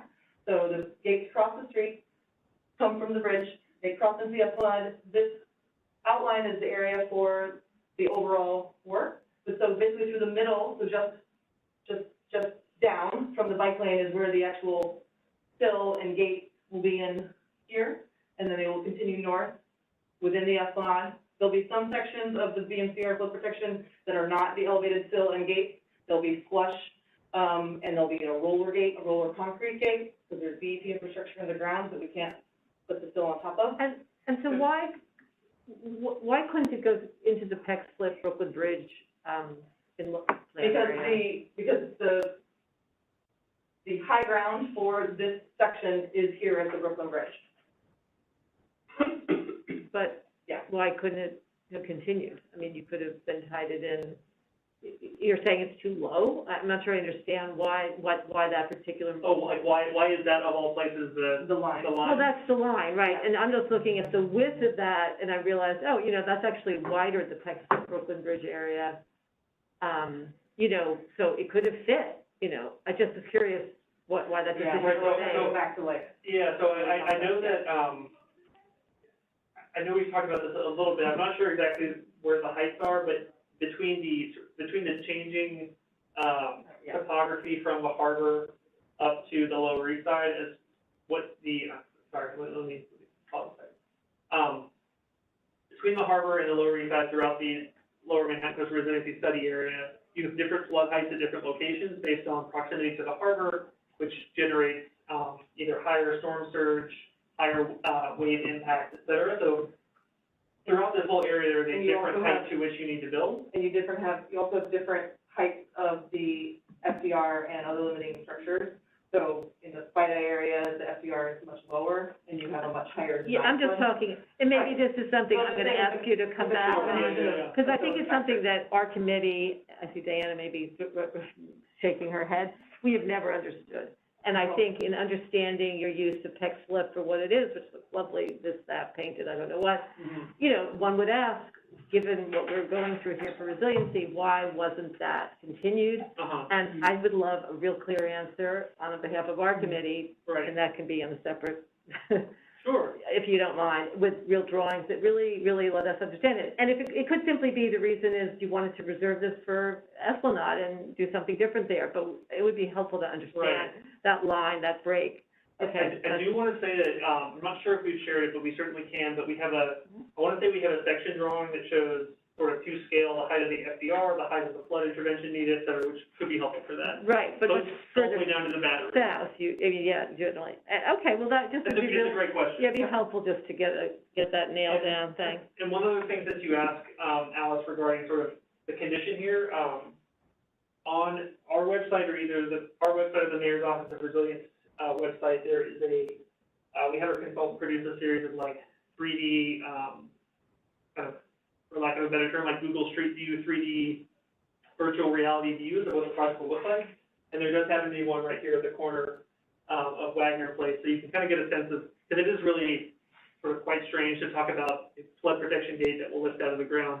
It's sort of hard to visualize, so I can send that around too. Yeah, and what's difficult is just to understand why not in our neighborhood, why is it stopped there? And I think we all have our own answers to that question, Right, and I'd love right. to hear it, the science behind it. Yeah, of course. Again, if you've already given it. Thanks. Great. How many slides do we have left after 15? No, that's it. Oh, is that? Okay, Great. so, I have the same question I had for the previous presentation, which is, what is the overlap between, this and the resiliency plan that's, being studied? Like, because So it's a $30 million $30 million project, Yeah. and then, and it's gonna be finished in 2023, and let's say it doesn't meet its schedule, and it goes to 2024. The finite Seaport Master Plan project is a much longer scale. What's the project. timeline of that one, and how is that, because, I mean, if we're talking about spending $30 million for, I mean, are we talking about spending $30 million for a 5-year, 10-year benefit, and then it gets ripped up and turned into the next thing, or what? I think that's a fantastic question, and like, I think a number of folks have touched on that. So I think the couple things on that, sort of the difference between the financial district and Seaport project area and this in regard to resiliency is that in the Two Bridges neighborhood, since 2017, we've had a fully funded project there to do the resiliency work. So like we mentioned before, we were able to carve that section out of this project, whereas in the financial district, we have sort of a conceptual master plan that, we are thinking will cost on the order of several $1 billion as a B. And I think in terms of the lead time to sort of come up with a concept, work together with the community, work together with the regulators to really get that right and come up with the right plan, while also trying to work quickly, understanding that we will have coastal storms that will get worse and worse. That is a much longer time horizon. So the consulting team that's working on that does have access to these materials in terms of knowing what we're constructing where, both for this and for the new market building, just like they know, Howard Hughes is doing at the Tin building. So they have materials for that, and they are taking into consideration, what exists on site, how can we construct, flood resiliency without, tearing everything up and starting over, but, it will be a consideration of, it's hard to say, Rosa. When you say a much longer timeline, can you toss some numbers at that? Sure, I mean, we talked about that as being sort of, not in construction for 5 or 10 years. Right. And it's unclear as to where, what part of that master planning project would go first. There's just a number of Right.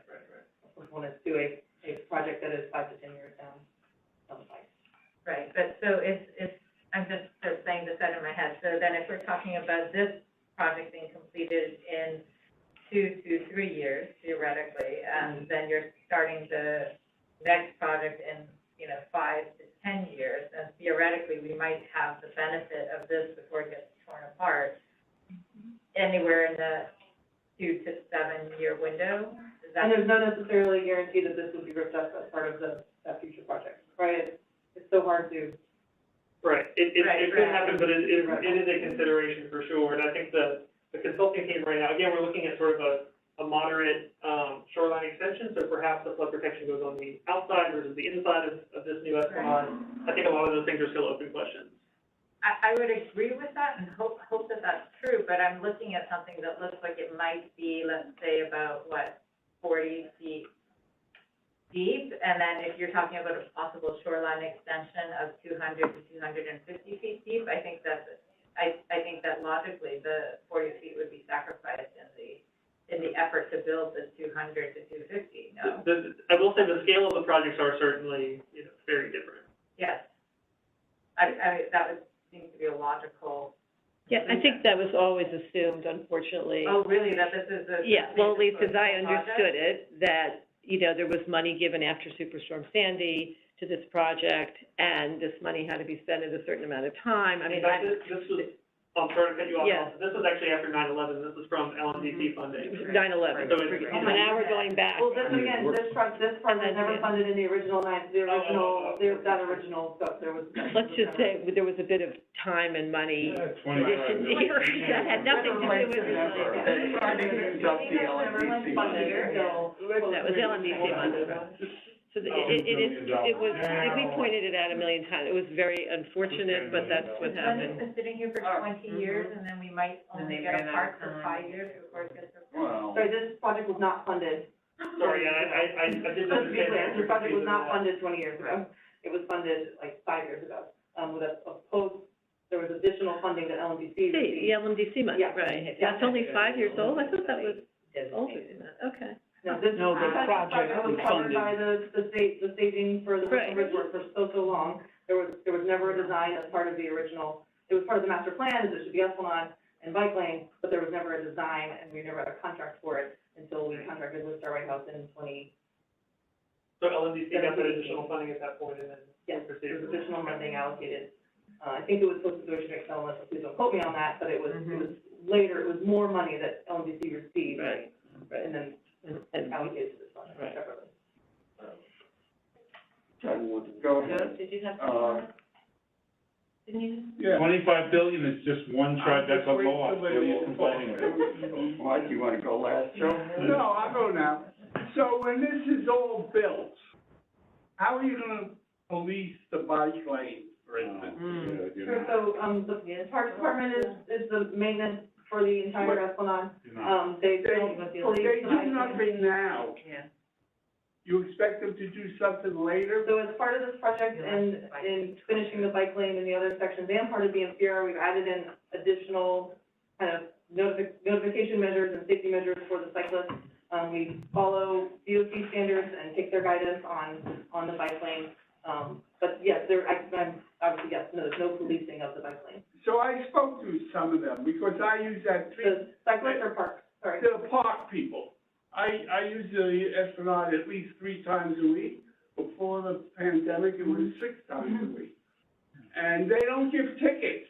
So if they don't give tickets, the people who just bike on the Esplanade, not the scooters, The electric bike.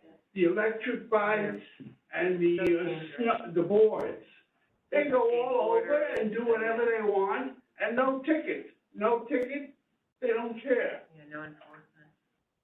So how do we work on that now? I mean, we're happy to bring parks to the meeting, and they can talk about No. how they can do enforcement. For the design, we've implemented design measures that, tell the cyclists how to appropriately behave on the bike Well- lane. I just hope one of your people, when they're working there, they don't get hit. That's how bad it is. Do you think this design increases the ability for a motorized bike to speed up more? Is the bike lane more attractive now, as it was on the west side when we built in Hudson River Park? We built that beautiful bikeway, and it's now a highway for these bikes that weigh over 500 pounds.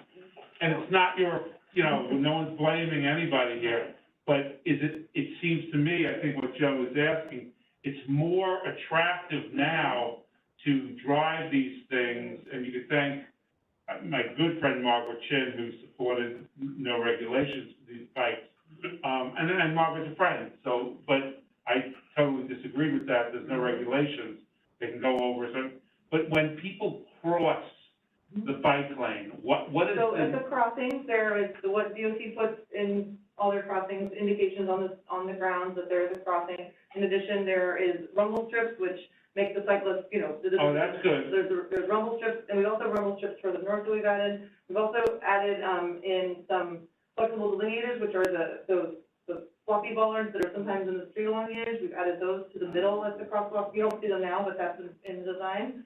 And there's additional signage to the cyclists. So the signage but the signage helps for the ticketing. So if the cyclist is not yielding to pedestrians, there is signage indicating they can, and that helps with ticketing when there is. But the rumble strips They're not on the west side. They, oh, yeah, I don't know. Yeah, so that's good. Yeah, so we've added rumble strips, DOT has done that, and other, dedicated bike lanes like on Tillery Street in Brooklyn, the rumble strips, we have them here, actually, in the sections that are complete, there's the rumble strips, and the arrows and signage.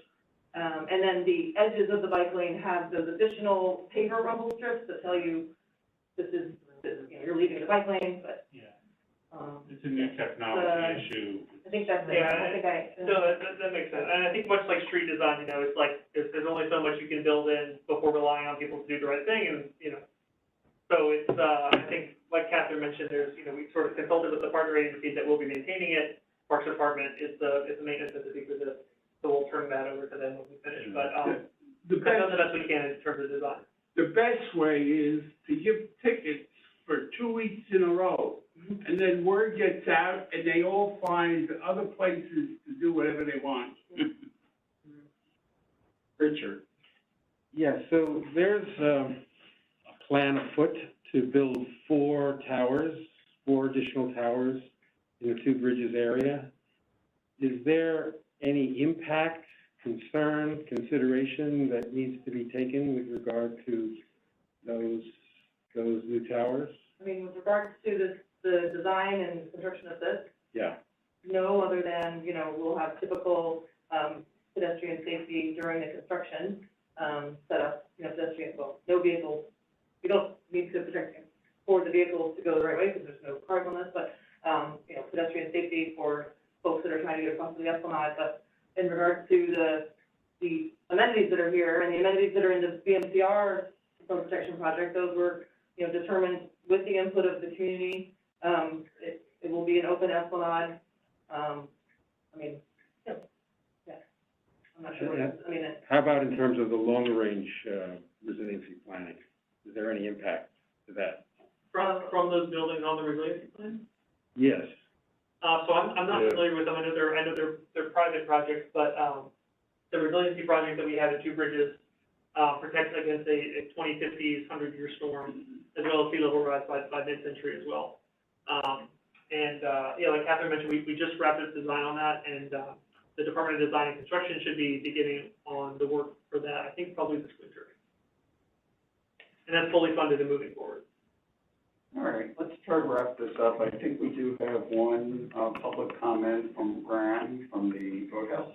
Yeah, we have Graham, unmute him in a moment, and then Margaret Flanagan after Graham. Okay. Graham, are you on? Guys, Graham Hey, Butcher Graham. here. Can you hear me?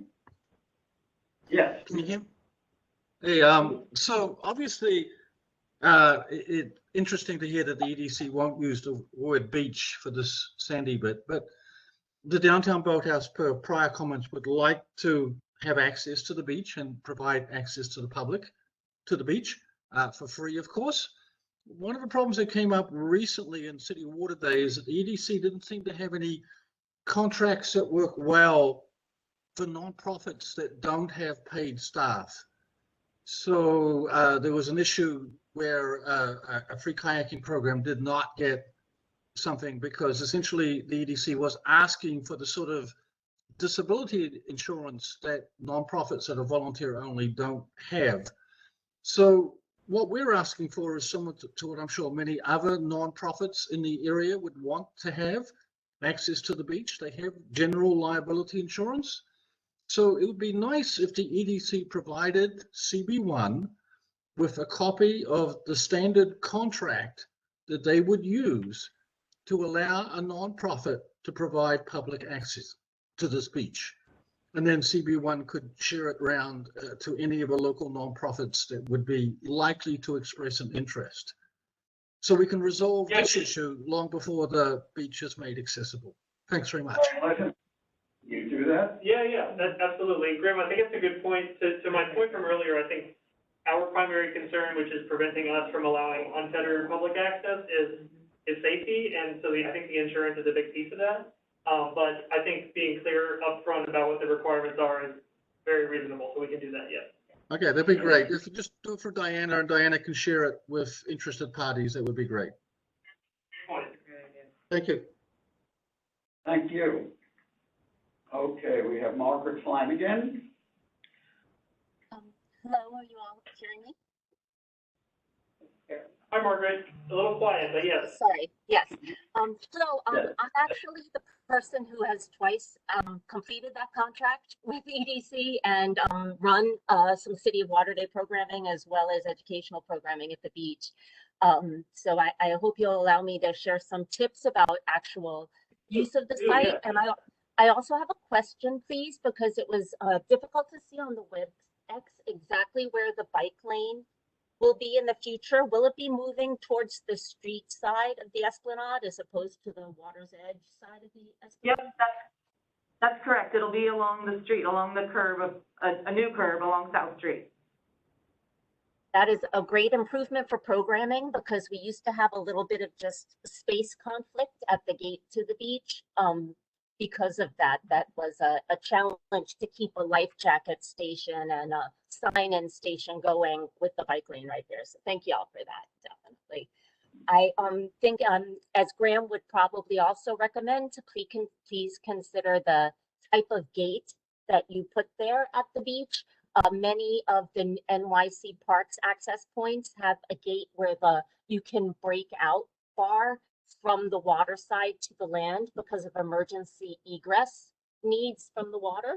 So whatever gate you have and whatever lock it is, I understand you may want to prevent people from the land inadvertently getting on the beach, but it would be a great safety bonus to allow people in an emergency who need to get off the water to be able to exit through that gate to get safely ashore. So it's just to the gate. That's not something we've heard before, but I can definitely look into it. Margaret, did you say that exists elsewhere? Yes, call up the NYC Parks Marina Department. They actually do that as a standard. It's at Gantry Plaza State Park. It's Flushing Meadows, like it's in a lot of places. Nate Grove and Goodwin there can advise you on that. I was wondering. Oh, go ahead. I don't remember Parks bringing that up during the design because they weighed in on everything, but we know the marinas folks will ask. Yeah, the marina folks will know, yeah.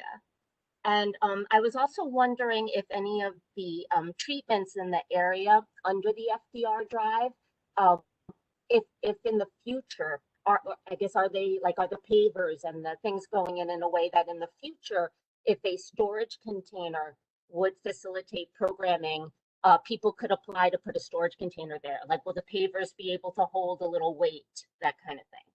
The pavers will hold maintenance vehicles for DEP, so. Okay, great. I can't say if I don't manage the occupation of the Esplanade once it's built, if that is something, but yeah, they will be able to hold weight. Great, thank you. And I also just wanted to add to the conversation that the little pier you call the CSO pier is actually a New York State DEC designated fishing pier. So I was wondering why you put the fishing station at the northern end. Did you guys actually check like the near shore conditions? Is that a better fishing site? Because typically when you're more on a pier, it's the better fishing site, you know? Yeah, the fishing is further north because that's where we observed, through the years, more people are fishing. I don't know that I'm not there every day, but I don't know that I've seen people fishing at the pier, but we'll double check that designation to make sure we're not required to add something actually. But yeah, we put it to the north because that's where we have mostly seen fisher folk, over the years. And I think, but we also did, the surveys and engagement, and the community meetings, and I have to look back at some of the output from those meetings, if that was also kind of the spot that was located on the plans when we met with folks. So I don't fully remember, but I know it's also just partially from being out there in observation of where folks are fishing. But it is also a CSO. There is a CSO that comes out right through there. It's a large box culvert CSO. Thank you. And I know it's too much for this project. You're long in planning and the budget and all of that, but I always put in a plug for public restrooms. It's really not public waterfront if there's not public restrooms for people to use. So just for the future, if you all could keep that in mind. And I agree with, It is at the forefront of our, you definitely know, but it is Yeah. Yeah. And I agree with Graham about the contract. What I discovered was that the contract is more designed to be working with businesses. With EDC's long relationship with SBS, I imagine that's why it all developed that way. So maybe perhaps looking at illustrations of how the Parks Department strikes programming agreements with partners and not-for-profits might help inform EDC a new version of that contract for EDC that is really more appropriate for not-for-profit use of the space.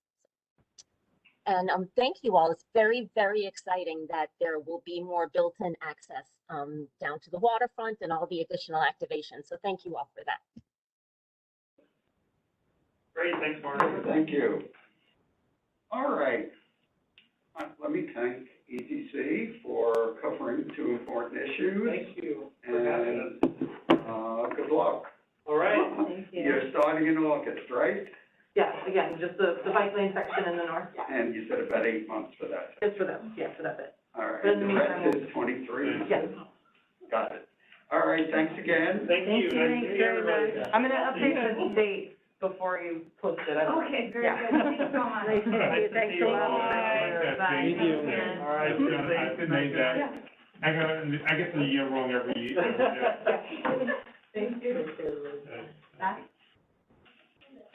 Okay, let's move along. I really forgot how drawn out a community board meeting can be. Well, it gets a lot longer when certain people are here. You'll miss a few good ones. Yeah, right? Yeah. Good to have you back. Okay, let's keep going so we can get out of here. Okay, next we have Cultural Museum of African Art, the Eric Edwards Collection.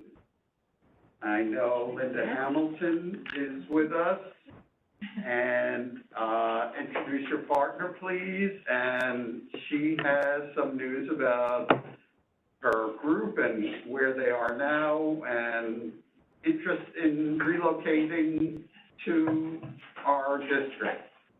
So with that, introduce yourself and take it away. Thank you so much for inviting us to attend. I met Tammy at a meeting at Gail Brewer's office actually about a month ago, and I was talking to Gail Brewer about the Cultural Museum of African Art.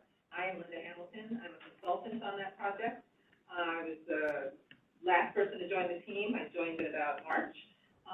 Prior to that, I worked for our beloved former mayor, David Dinkins, who this building is named for. Ran operations for him all the way up to his passing. In that time, Eric Edwards reached out to us, him, to join the board of the museum. So I had introduction to the project that way. It was beloved to our Mayor Dinkins, but he was 91 at the time, didn't feel like he could do it, and it became just a love, just something to stay aware of.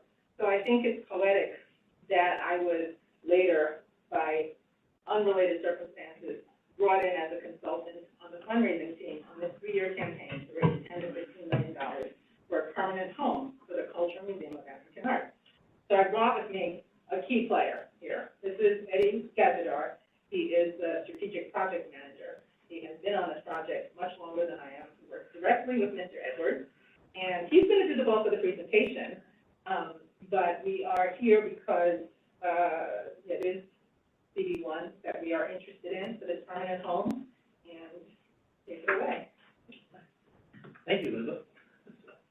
Hi, everyone. Eddie Gazidar again. And just want to give some background on the Cultural Museum of African Art, Eric Edwards Collection. So Mr. Edwards began this journey in 1971. I'm going to go really quick, don't worry. Really quick. He spent the last 50 years collecting, amassing more than 3,000 African artifacts, not contemporary art, African artifacts that cover all 54 countries on the continent of Africa, dating back more than 4,000 years of human history. Never been done before in this way. So, it's a very, very significant collection. We argue it is the most significant collection of African artifacts in the world today. We have a lease with Bedford-Stuyvesant Restoration Corporation in Brooklyn, where we will be creating a physical public exhibition. Space is somewhat small, it's probably about 6,700 square feet, and a collection of, more than 3,000 can only house approximately 200 to 250 pieces, and that's kind of pushing it, right? So we will also have an online immersive exhibition. The physical opening, we're shooting for Q4 of 21, definitely by Q1 of 22. We're building a white box, and we just received funding of $1 million from the New York State Assembly to do just that at Bedford-Stuyvesant Restoration Plaza. Corporation Plaza is kind of interchangeable, for this purpose at Bed-Stuy Restoration. Our fiscal sponsor, by the way, there will be a formal announcement of this at press conference on July 31st, Saturday, July 31st, 2021. Our fiscal sponsor is the Fund for the City of New York, FCNY, if anyone's familiar with FCNY. However, and this is why we're here, Bed-Stuy Restoration will be going through major construction. They will be tearing down the buildings, including the building that, CMAA will be housed in. That construction will begin in approximately 3 to 5 years. They're kind of unsure, so we're seeking a permanent home for the museum. And we would like that permanent home to be 22 Reed Street. So 22 Reed Street sits on Reed and Elk, right in the corner. It's 3 buildings, actually, and they're landmarked, right? And what we would like to do is, there are bills in the U.S. Congress, the House Bill 1278 and Senate 522, which you may have heard, like maybe a press conference or 2 or 3 over the years. It's kind of been out there for a while. But it is a city-owned building. DCAS currently occupies the building. So what we'd like to do is have the Cultural Museum of African Art as the centerpiece of a cultural education and heritage site, right? Providing a centralized global destination to really understand African culture, African American culture. It's not just 400 years, but it dates back to the beginnings of humankind, right? We also are creating the Museum of the Future. So CMAA will be the first fully interactive and immersive VR experience available globally. That you can, people have challenged me on that, and I'm like, okay, well, go out there and check it out. So you can go to the Louvre, you can go to the British Museum, the Met. They do not have a fully interactive and immersive experience. We've already begun that. Just to give you some context, before the pandemic, we had already started to digitize these pieces, okay? And when the pandemic hit, we had approximately 4 dozen pieces digitized, right, in 3D, 360 degrees. In late March of 2020, there was a huge article in the New York Times just detailing how the Met had digitized their first piece, 1 piece, okay? And they continue to do that, wonderful, but they are still unable to utilize the digital asset, right? So what we have done already, we have taken these digital assets, scanning in 3D, and we've taken it all the way through to the end product, where we can actually have someone visit the website. We took it down, right, during the pandemic, just for fundraising purposes. You can easily put it back up, right? But basically what a user can do, go to the site, cmaaec.org, go to the site and interact with the pieces, and there is a provenance of each piece and so on and so forth, right?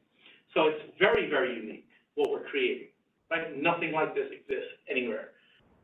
And the goal is also, currently we have about 200 pieces digitized. The goal is to clearly digitize all 3,000 pieces, right? And in terms of the creation of this, or reimagining, I should say, of 22 Reed, we've enlisted the world-renowned architect Rodney Leone. Rodney Leone is the architect who designed the African Burial Ground Memorial Site, Memorial Monument that sits adjacent to 22 Reed Street, right? Rodney Leone also designed the Ark of Return, which sits in the United Nations. And he is a very, very close friend of the museums, and is supportive of this exact initiative.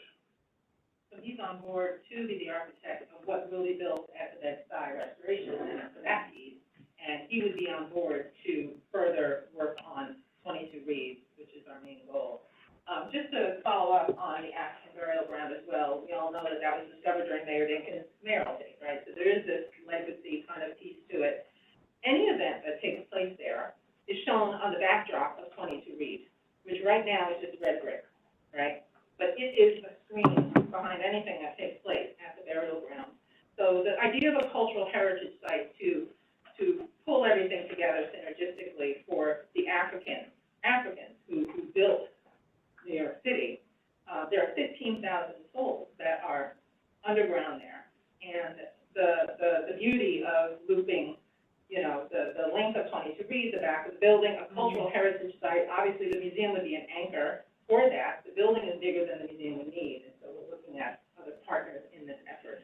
But we are bringing the history of Africans and African Americans to downtown New York in a real cohesive way that I think this moment is calling for as well. So the timing is really beautiful for that. I didn't want to interrupt. But No, absolutely, yeah. So there are a lot of things going on in that area. So of course there's the African burial ground. Then there's Foley Square, which has great historical significance. There's also Black Lives Matter Plaza, right, that sits just maybe one short block away as well, right in front of the federal courthouse, right? And what we're really trying to do, like Linda mentioned, is to tie all these seemingly disparate pieces together into one to create this heritage district with CMAA at 22 Reed Street as the hub, right, as that central hub. Right? Now, 22 Reed Street, and there's been so much talk about rezoning 22 Reed, right, because it is landmarked. There's been talk. Rezoning, selling it off to a developer, and then creating some sort of space, mixed-use space at the bottom, and maybe housing the museum there. Problem with that is that 22 Reed sits on top of African remains. Right. It is a historic site. It's sacred land. The parking lot next to it, And the too. parking Yeah. lot. Thank you, yes. No, Yes. we just And found the out following. about that. You beat me to that, thank you, sir. So, yes, the parking lot across the street as well. That's in our plans too. That is in our plans as well, right? So, again, it would be a very difficult pill to swallow to see, any sort of new development at that point, right? Just considering the historic nature, the fact that that is sacred land for some of the first Americans that, were here, that were brought over into this country, And currently, excluding the first peoples. currently the programming for the burial ground is actually done at 290 Broadway. I don't know if anyone has ever been there, you know, you tour the memorial and you walk through the memorial, and then you go into this federal building through the lobby, through metal detectors, and it's a very unwelcoming experience, especially for a lot of immigrants that are coming to visit and pay homage. It's daunting, frankly, and it's daunting. The experience of being inside that building does not match the experience of the burial ground, and that's where you currently have to go to get the full burial ground story.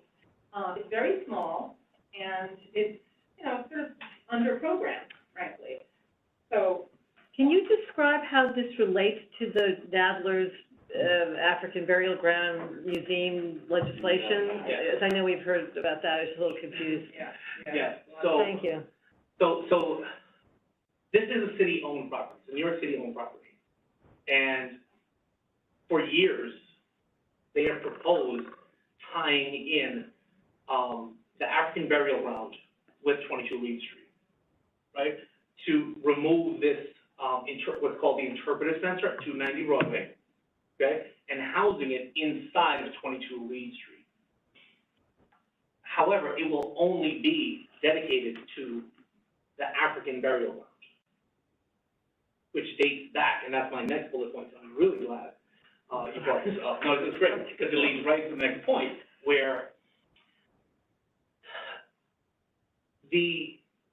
what we're trying to accomplish here is to give a full historical link and perspective, a fuller, more depth to the African American experience, right?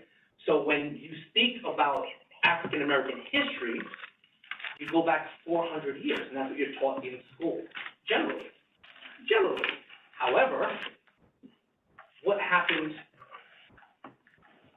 to the history that was never taught? It's lost, right? So these artifacts, actual proof that date back more than 4,000 years of the rich history of all these African Americans that were brought over here more than 400 years ago, right?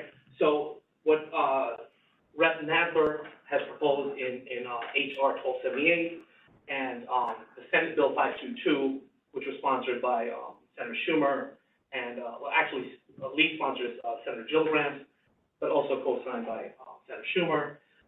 It is limited in scope and limited to, even though they call it a cultural center, it's a cultural center that's really specifically pigeonholed to ABG, the African Burial Ground.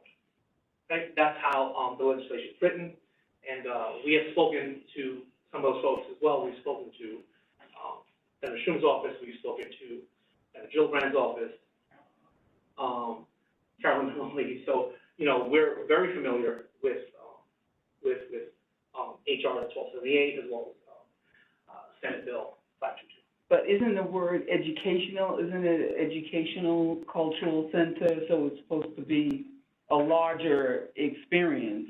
It is, but it still goes back to ABG. And ABG is and I totally get that. Okay, no, 400 years. Right. And what we're trying to do is really broaden the scope, is really Well, what we're we're trying to bring the prehistory.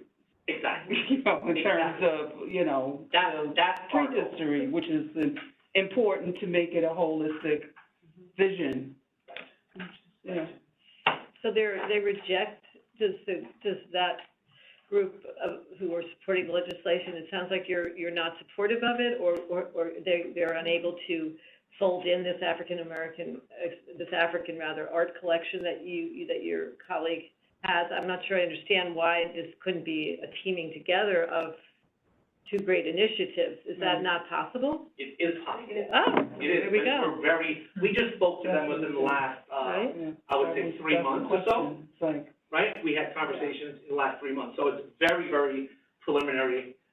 We are open to any and all partnerships, absolutely. Yeah, that came about before we zoned in on 22 Reed, first of all. It also is very broad and ambiguous. We can drill down and make it more specific. We can bring in the history of the people who are in the ground is actually in this collection. So we can go deeper in a very specific way about identity and about origin than the burial ground really does, and that legislation. So there's room to grow with that. So we're not opposed to it, but it's about attaching and going deeper. So this is NAMLA's proposed, that proposal is all under and the African burial ground is under the Smithsonian. Right. So that's all part of that. Have you been in contact with them? And also, it sounds like you've been in contact with Rodney Leon and... That's all connected. It's all connected. These are all discussions that are happening right now. Okay, so what do you need from us? So, how can we help you make this happen? It's been on the selling block off and on over the years, but its landmark status makes it very challenging. I think Bloomberg was the last mayor to have it on the selling block, and he pulled it off because, it just is not a feasible deal. We're happy to take it off the hand, and use it for this purpose. What do you want from the city about your interest in that? Yeah, well, these are And what have they conversations that said? are taking place. Actually, I am in phone tag right now with City Hall, but it is based on relationship, and I do know that conversation is very meaningful. It is happening. Speaking with Gail Brewer constantly, I'm speaking with Mark Levine, our new brewer president, all very supportive, actually. We are speaking with the Smithsonian, we are, Rodney Leland is a big player in this, you know, we're using all the weight that we can. But everything is in process right now, and this meeting came up, and we're just so happy to be before you. Obviously, we are in our earlier stages than everything we've seen here today, but this is where we're at. And 22 Reed is the linchpin to this plan. It's vital. So I guess ideally, you'd like us to support in concept Absolutely. what you're Full support from talking about. CD1. We'd love to get rid of the planning commissions in that building. They are gone. You can send them to Queens for all weekend. She said it all, we love to get rid of the planning commission, period. Yeah, but I have a question. I'm just trying to get my arms around this. Forget the NASDAQ piece and where that money would go and what that would do in the Smithsonian. 22 Reed is dramatically an ugly building.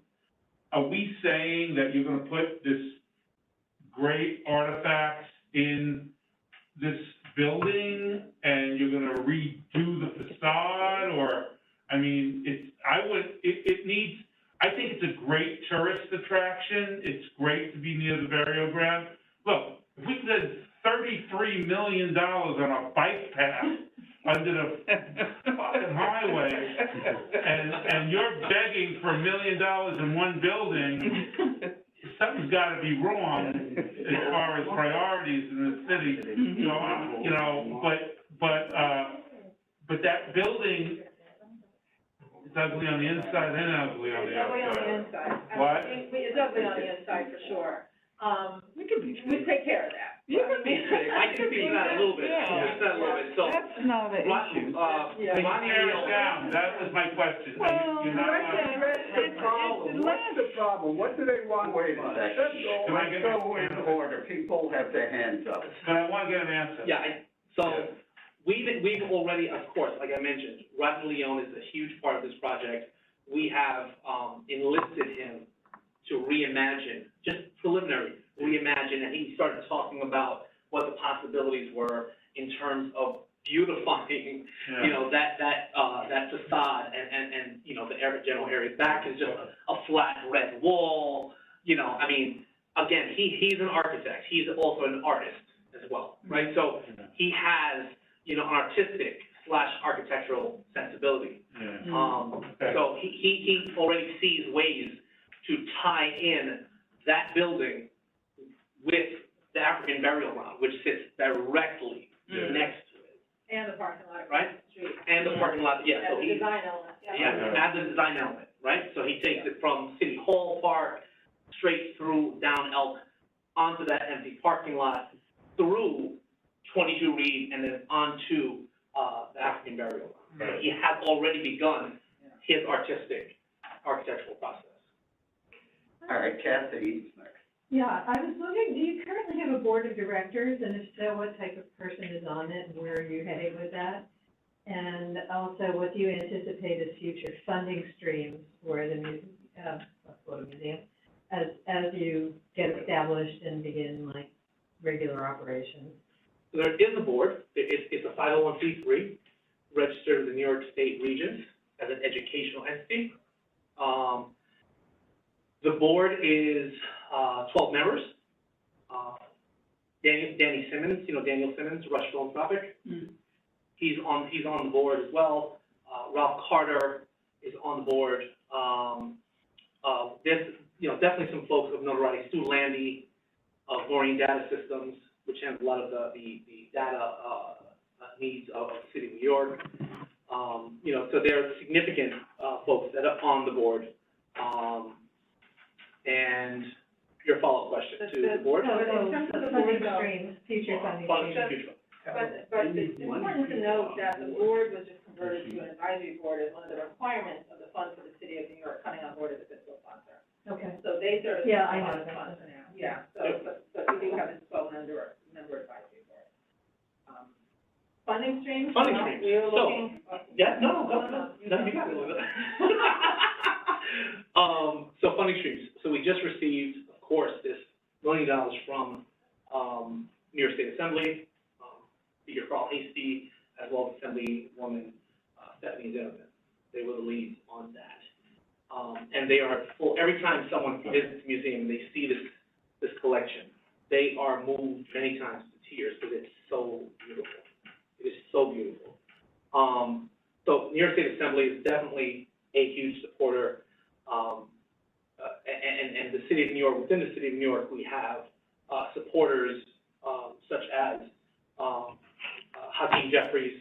He's not New York State, sorry, federal House Representative Hakeem Jeffries has been there. Yvette Clark has been there with their staffs. Okay, they're supporters of this. Verbally, like Linda mentioned, you know, we've spoken to Mark Levine, we've spoken to Brewer. Of course, we've spoken, like I mentioned, we've spoken to Senator Schumer, Senator Gillibrand. Their offices verbally committed support. But again, in terms of the actual funding, again, we're looking at a $10 to $15 million 3-year project. We have discussions and meetings with Bloomberg. We've had discussions with Ford Foundation. I think one of the key things to say is that we are really looking to raise in certain buckets: capacity building, educational programming, capital, operational.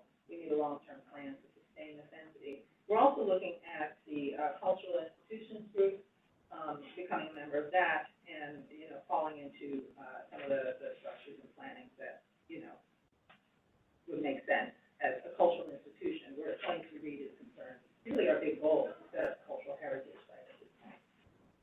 So I don't know if that answers your question, but as I said, we are not yet 1 year into our 3-year campaign, and we've raised almost 1.2 million, and $1 million on 22 Reed. We have Rodney Leon on board, and in conversations with the Smithsonian as well. That's where we're at right now. We have 2 major institutions downtown that can't get CIG money. And one is one would hope they could, but Scott Street Seaport being one, and the 9/11 Museum being another. So, you just wonder about the demands on the system. Sure. But it's a fabulous idea, and I'd love to see it come together. Yeah. I'd just like to stay with the money for a minute. You said you're estimating $10 to $15 million, but given the state of the building and the kind of magnitude of the plans, that seems to me not in the ballpark at all of what you need to raise to really implement this concept. I mean, not even close. Am I missing something, or am I just wrong about that? No. No, I don't think you're missing something. I think this So what kind of number really are you looking for in order to implement what's an extraordinary plan that, that I think is only valid in its magnitude? That is, it only really makes sense if you, in fact, do link up with the African Burial Ground and as a whole African Cultural Heritage Museum center. That concept does seem to make great sense in this community because that's where it is, but otherwise it doesn't. Even if it's just a small thing, it really doesn't really seem to fit in the community. So, but to do that is a big project. So what's your thinking about how big that is and where that might? Yeah, I mean, these are discussions that we are in. I can't put something out here as the official response because this is a committee. This is a team that I am one person of, and I brought in one member of CNAA because we were invited to this meeting. I was so happy to be here, and we're wonderful to hear about this. Certainly, the conversations among the team are still forcing us to hash this out for exactly that reason. This is a gigantic goal. This is a big step, and we're moving the team into another approach than it originally started with, frankly. But the 10 to 15 million, the 10 to 15 million was before we committed to like really seeking 22 Reed, right? Mm-hmm. Right, it's totally disconnected from that. So of course, that. the numbers have to be reworked. Yeah. The fundraising goals on our end have to be revamped, of course, yes. I think one of the other things that, I should I should say that we are looking at too, is there's a lot of money flooding into the system from foundations and corporations for social justice and Black Lives Matter and all of these issues, and this is what we're going for. I mean, this is a social justice cause, frankly.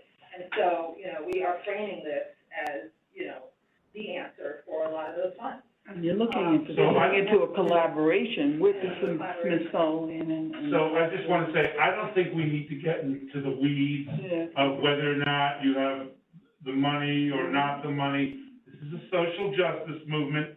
This is the African burial ground right there. I speak for myself. I don't give a shit about what's in 22 Reed now. You should get that building because this is a social, I don't think anyone, with the community planning board, I'll speak for myself, but I don't think anyone would be opposed if you got 22 Reed Street. We don't need to get into the weeds now, but the community planning board at some point should say we think this is a virtuous project because it's adjacent to the African burial ground. And the African burial ground, frankly, I live on Duane Street, needs more. Because a lot of tourists go there, the gates are locked, people see it, but they don't fully it's beautiful. No, and like she said, you gotta go through the building in order to see. This is the redevelopment of that site, and if we're redeveloping everything in Lower Manhattan, I think you just need to say that this is a great project and it should go forward, and then just say, that's it. That's all I want to say. Now, in terms of that interpretive center, that interpretive center will be housed as part of the cultural center. Oh, yeah. Within 22 Reed, so just want to be very clear. Yeah, whatever. I was just gonna ask, what kind of reach out are you doing to the businesses, the big major corporations and financial institutions that have been down in this district forever? Yeah, a team of fundraisers are doing just that. I would hit them heavily, Absolutely. because there's a lot of motivation for them to give back. They have skin in the game. Absolutely. Go ahead. Yeah, it's a very honorable idea, and of course, there's great need for this kind of review of history in our city particularly, and it's coming to this neighborhood all the more so because it is kind of the foundation, you could say, as a port city. My concern just in going forward is not necessarily a concern, but maybe my thinking is that you really want to be extremely clear as to what the mission of this institute will be and its relationship to the other museums, whether it's the one in Bed-Stuy or the African Art Museum, or is it African American History Museum, all of the above. But it's a little unclear to me, its relationship to the African burial ground, its relationship to just a beautiful African art collection. And that, for me personally, I would want to better understand before I say wholeheartedly, I'll go for it, because I think, there's so many opportunities. Is there an opportunity to be working with the Smithsonian where they are taking some potential satellite here in New York City and allowing you to have funding federally for some satellite of either it's African American or African art or both those museums that exist in DC, right? So I just would love to read a kind of, mission statement that does very much acknowledge the legislation that I know this community board has supported, and maybe they should too, but it seemed like a good idea. So how does that all fit together at that particular site? Because it is so tied to the burial ground, and for that would be helpful, for me personally. No, thank you for that. I mean, I feel that just standing here talking to you, I feel that as we're in process, because we wanted to come to this meeting because we were invited to this meeting, but we are clearly in a process of hashing all of this out much more properly than we are able to present here. We're giving you where we're at, and we know it's a good idea, and we know we need 22B, and we know 22B needs to be a cultural heritage site, so we weren't gonna miss this moment. But your note is very well taken. We do have to hash that out. We do need to make those relationships and those walls very, very, It'll help you a lot very of clear. that. It'll help us bring in the money faster, and it'll help us, make our statement clear at moments like this. So thank you. You absolutely caught us at a time when, it's all been swirling. And since I came on board, we've transitioned into this, and it's just been a movement ever since. So it's a constant process. We do have fundraisers reaching out to, all of the the institutions and HQs that are down here. Absolutely. That's not when I'm directly involved and I'm more strategically focused. But, yeah, we need to go after that. We need to go after all the social justice, Black Lives Matter money that's out there. We need to get 22 reads. So we're here, at 51, to get full support for our, yeah, that piece. I just want to just kind of wrap this up. Yeah, let's wrap So I just want to wrap up what my presentation. So what we're asking for is a proposed permanent home for this collection of artifacts. It's not an art museum. It's a historical site that will contain artifacts that date back more than 4,000 years, just to be very, very clear, right? It's not contemporary art, right? 22 Reed Street sits on top of, again, just to rehash, on top of hundreds of African-American remains presently. We do not want to disrupt that site any further or any more than we have to. It's adjacent to the African burial ground near Foley Square and Black Lives Matter Plaza.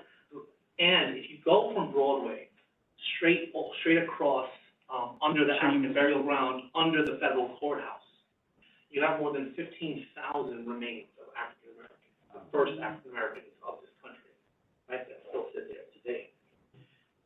These were the people who built the literal wall on Wall Street, right? While the Dutch were still ruled this area in the 1600s and built the literal foundation of this nation.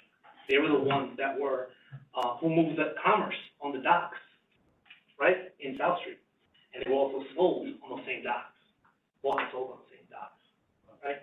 And you know, this is historic and sacred land for African Americans, even if they don't know it yet, because we're not taught that history.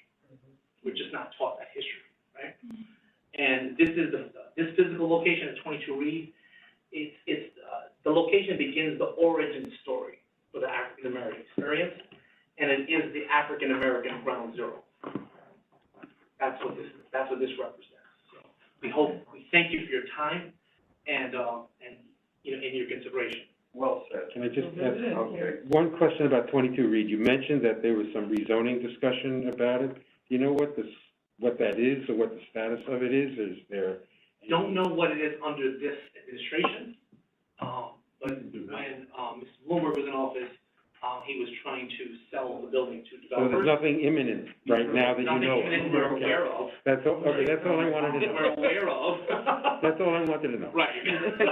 You'll be the last to know. Right, so there was actually three sites that, Mr. Bloomberg, was interested in selling. He was able to sell off 2 of the sites, and he encountered incredible resistance when he got to 22 Reed.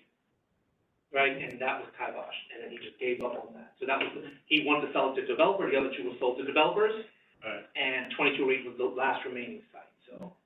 And no one wanted to give up their parking spot next door. Well, the law and order is done with the site. All right, can I make a suggestion?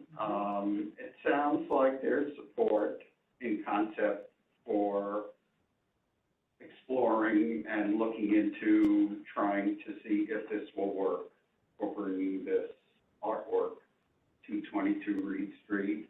Perhaps we could put in there some of the issues that, you know, need to be resolved. This is a plan that is evolving and, you know, but it sounds like it's worth pursuing and worth exploring, and we urge the city to That'll be good, work with that'll be a this good group. resolution, that'll be good for you. Work with this group, et Yeah. cetera. Can we get that summary of what your mission really is and your relationships as part, because that would be helpful to write this, I think, because I think. Can we just turn his closing statement into the resolution? I know, I was the like, closing statement was. Yeah. it was perfect. Yeah, I think that's good enough. I had Yeah. some questions Yeah. and some doubts about specific things, but then your closing statement basically just sort of pushed me right there. Like, I don't know if 22 Reed is the best building for your purpose, or if it's just conveniently located, and I would hope that you find the best possible home for your collection. But having said that, your argument was, No, it's not really. incredibly Well, strong, I took that so forget one. what I just said. The point is. And it would be good to know Yeah. who is really supporting it. If you would mention the Manhattan Borough President and Gillibrand, and you spoke with them, are they supportive of it? Because I think it would be helpful that the community would Gail, supportive? would Well, say yes to it. that's where they met, and Right. when they were dedicating Lisa Motley Tammy at and the Patricia conference Larry. room. Yeah. Okay, I couldn't go. Yeah. Paul, write it up, he writes it good. okay, do you want to take a vote? Oh, can I make a motion? I'd like to make a motion that we Sure. consider writing a resolution to support this. Second. Second. And a Okay. resolution. Have a written resolution. Yeah.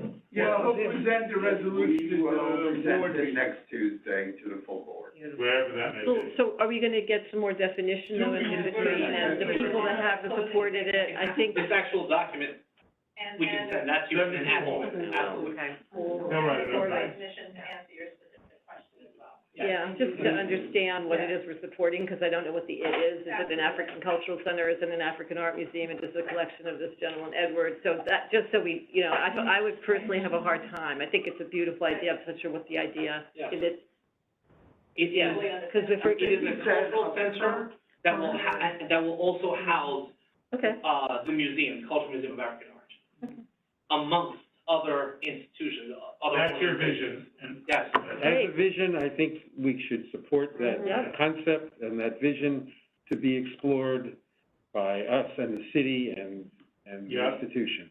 yeah, I put down permanent home for great collection of African art above African burial ground on this historic sacred land, something along those lines. It's a little bit more. African artifacts. Artifact. Historical African art. just to call it an Thank African you. Cultural Center. Yeah, it's a little bit more than just the, And I'd like an acknowledgement that, we are also supporting the African burial ground legislation as part of this. And Right. that, because we already did that, and I don't think they should be in contradiction. No, right? and I don't think they're, well, I'm not taking it as they're presenting it that way, that it's, like I said earlier, it's the free, it's the stuff they weren't allowed to take on the boat. Right, Okay? sure, That's it. right, Right. right, Yeah. right, That's right. right, Right. that's right. And we are definitely open to, any and all partnerships with city, state, federal, entities. That's important, the way it's saying, that's what the, I think, yeah. Okay, ready, it's been introduced, seconded, all in favor, or do you need a roll call? No roll call. Any Everybody opposed? against? Any opposed? Any That takes care of abstaining? that. Any abstaining? Any recused?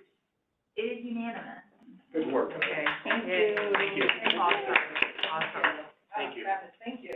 You're welcome. And if you still talk to Michael Carvin, tell him I said hello. Oh, yes, of course. Oh, yeah, Michael? I will. Where's Old Michael? friend. Okay, mostly by email. No, I understand. Did he moved to Washington, I right, think Mike? I heard he was in Washington, but I haven't spoken to him in years and years. Wow. Years ago, I did a lot of work with him. Yeah. Along the way, we'll definitely come back and present, Guys, Right. present all of our progress diagrams. Thank you so much. yeah, met this guy We'll talk and you'll send me that. for Black Gotham. Yes. Yeah. That guy, I couldn't agree more, but you get into these things, yeah. Work dedication. That's all So, right. okay, I mean, I think I made it clear, they're not. I mean, that guy's a serious. Thank you. Historian. Yeah, yeah. We're everything like a whole. Your questions, we need to answer your questions. Give the tours with. We should be able to. Rodney, Oh, good. Yeah. So we'll get They're really, they really are. The only way Is that it? Are we done? otherwise, Take the conversation outside for you. Thank you, guys. Thank you. the whole cultural heritage. Okay, Andrew, are you with us? You told them to go have dinner. Okay. What's next? What's next? Andrew, That's it. Andrew's We're done. report, I think we'll. Oh. Hey, Paul? Oh, okay, you were there. I am with you, but I'm still in my car. It's not a convenient, environment to give the report. I thought what I would do is circulate the summary that I had prepared to this group afterwards, if that's okay. Brilliant. Yeah. No, we want to. Brilliant idea. Pull over to the We can side. wait. Keep We can driving. No, we'll wait. To the meeting. Drive, take your time. Wherever you need to go, We'll wait. All right, Andrew, thanks for letting us know, and we'll look for that, and hope you get home soon. Thank you. Are we, One thing came up in the meeting about those bikes, on the east side, I was gonna ask Andrew about the west side, it's out of control. out of control? We've been talking about that for years. And it's so, I believe, It's so fast, and it's so heavy. And they come right, I know. Well, we did really. One way or another, you're dead. I agree with you. And that'll be the moment when someone does really get I think you're gonna see a lot of pushback. I think so. Do we, Great. Yeah, well, thank you all, you have a good night. Great. Meeting is adjourned. Okay, thank you. Thank you, Ms. Fun. Thank you, All right. everybody. Good to See you later.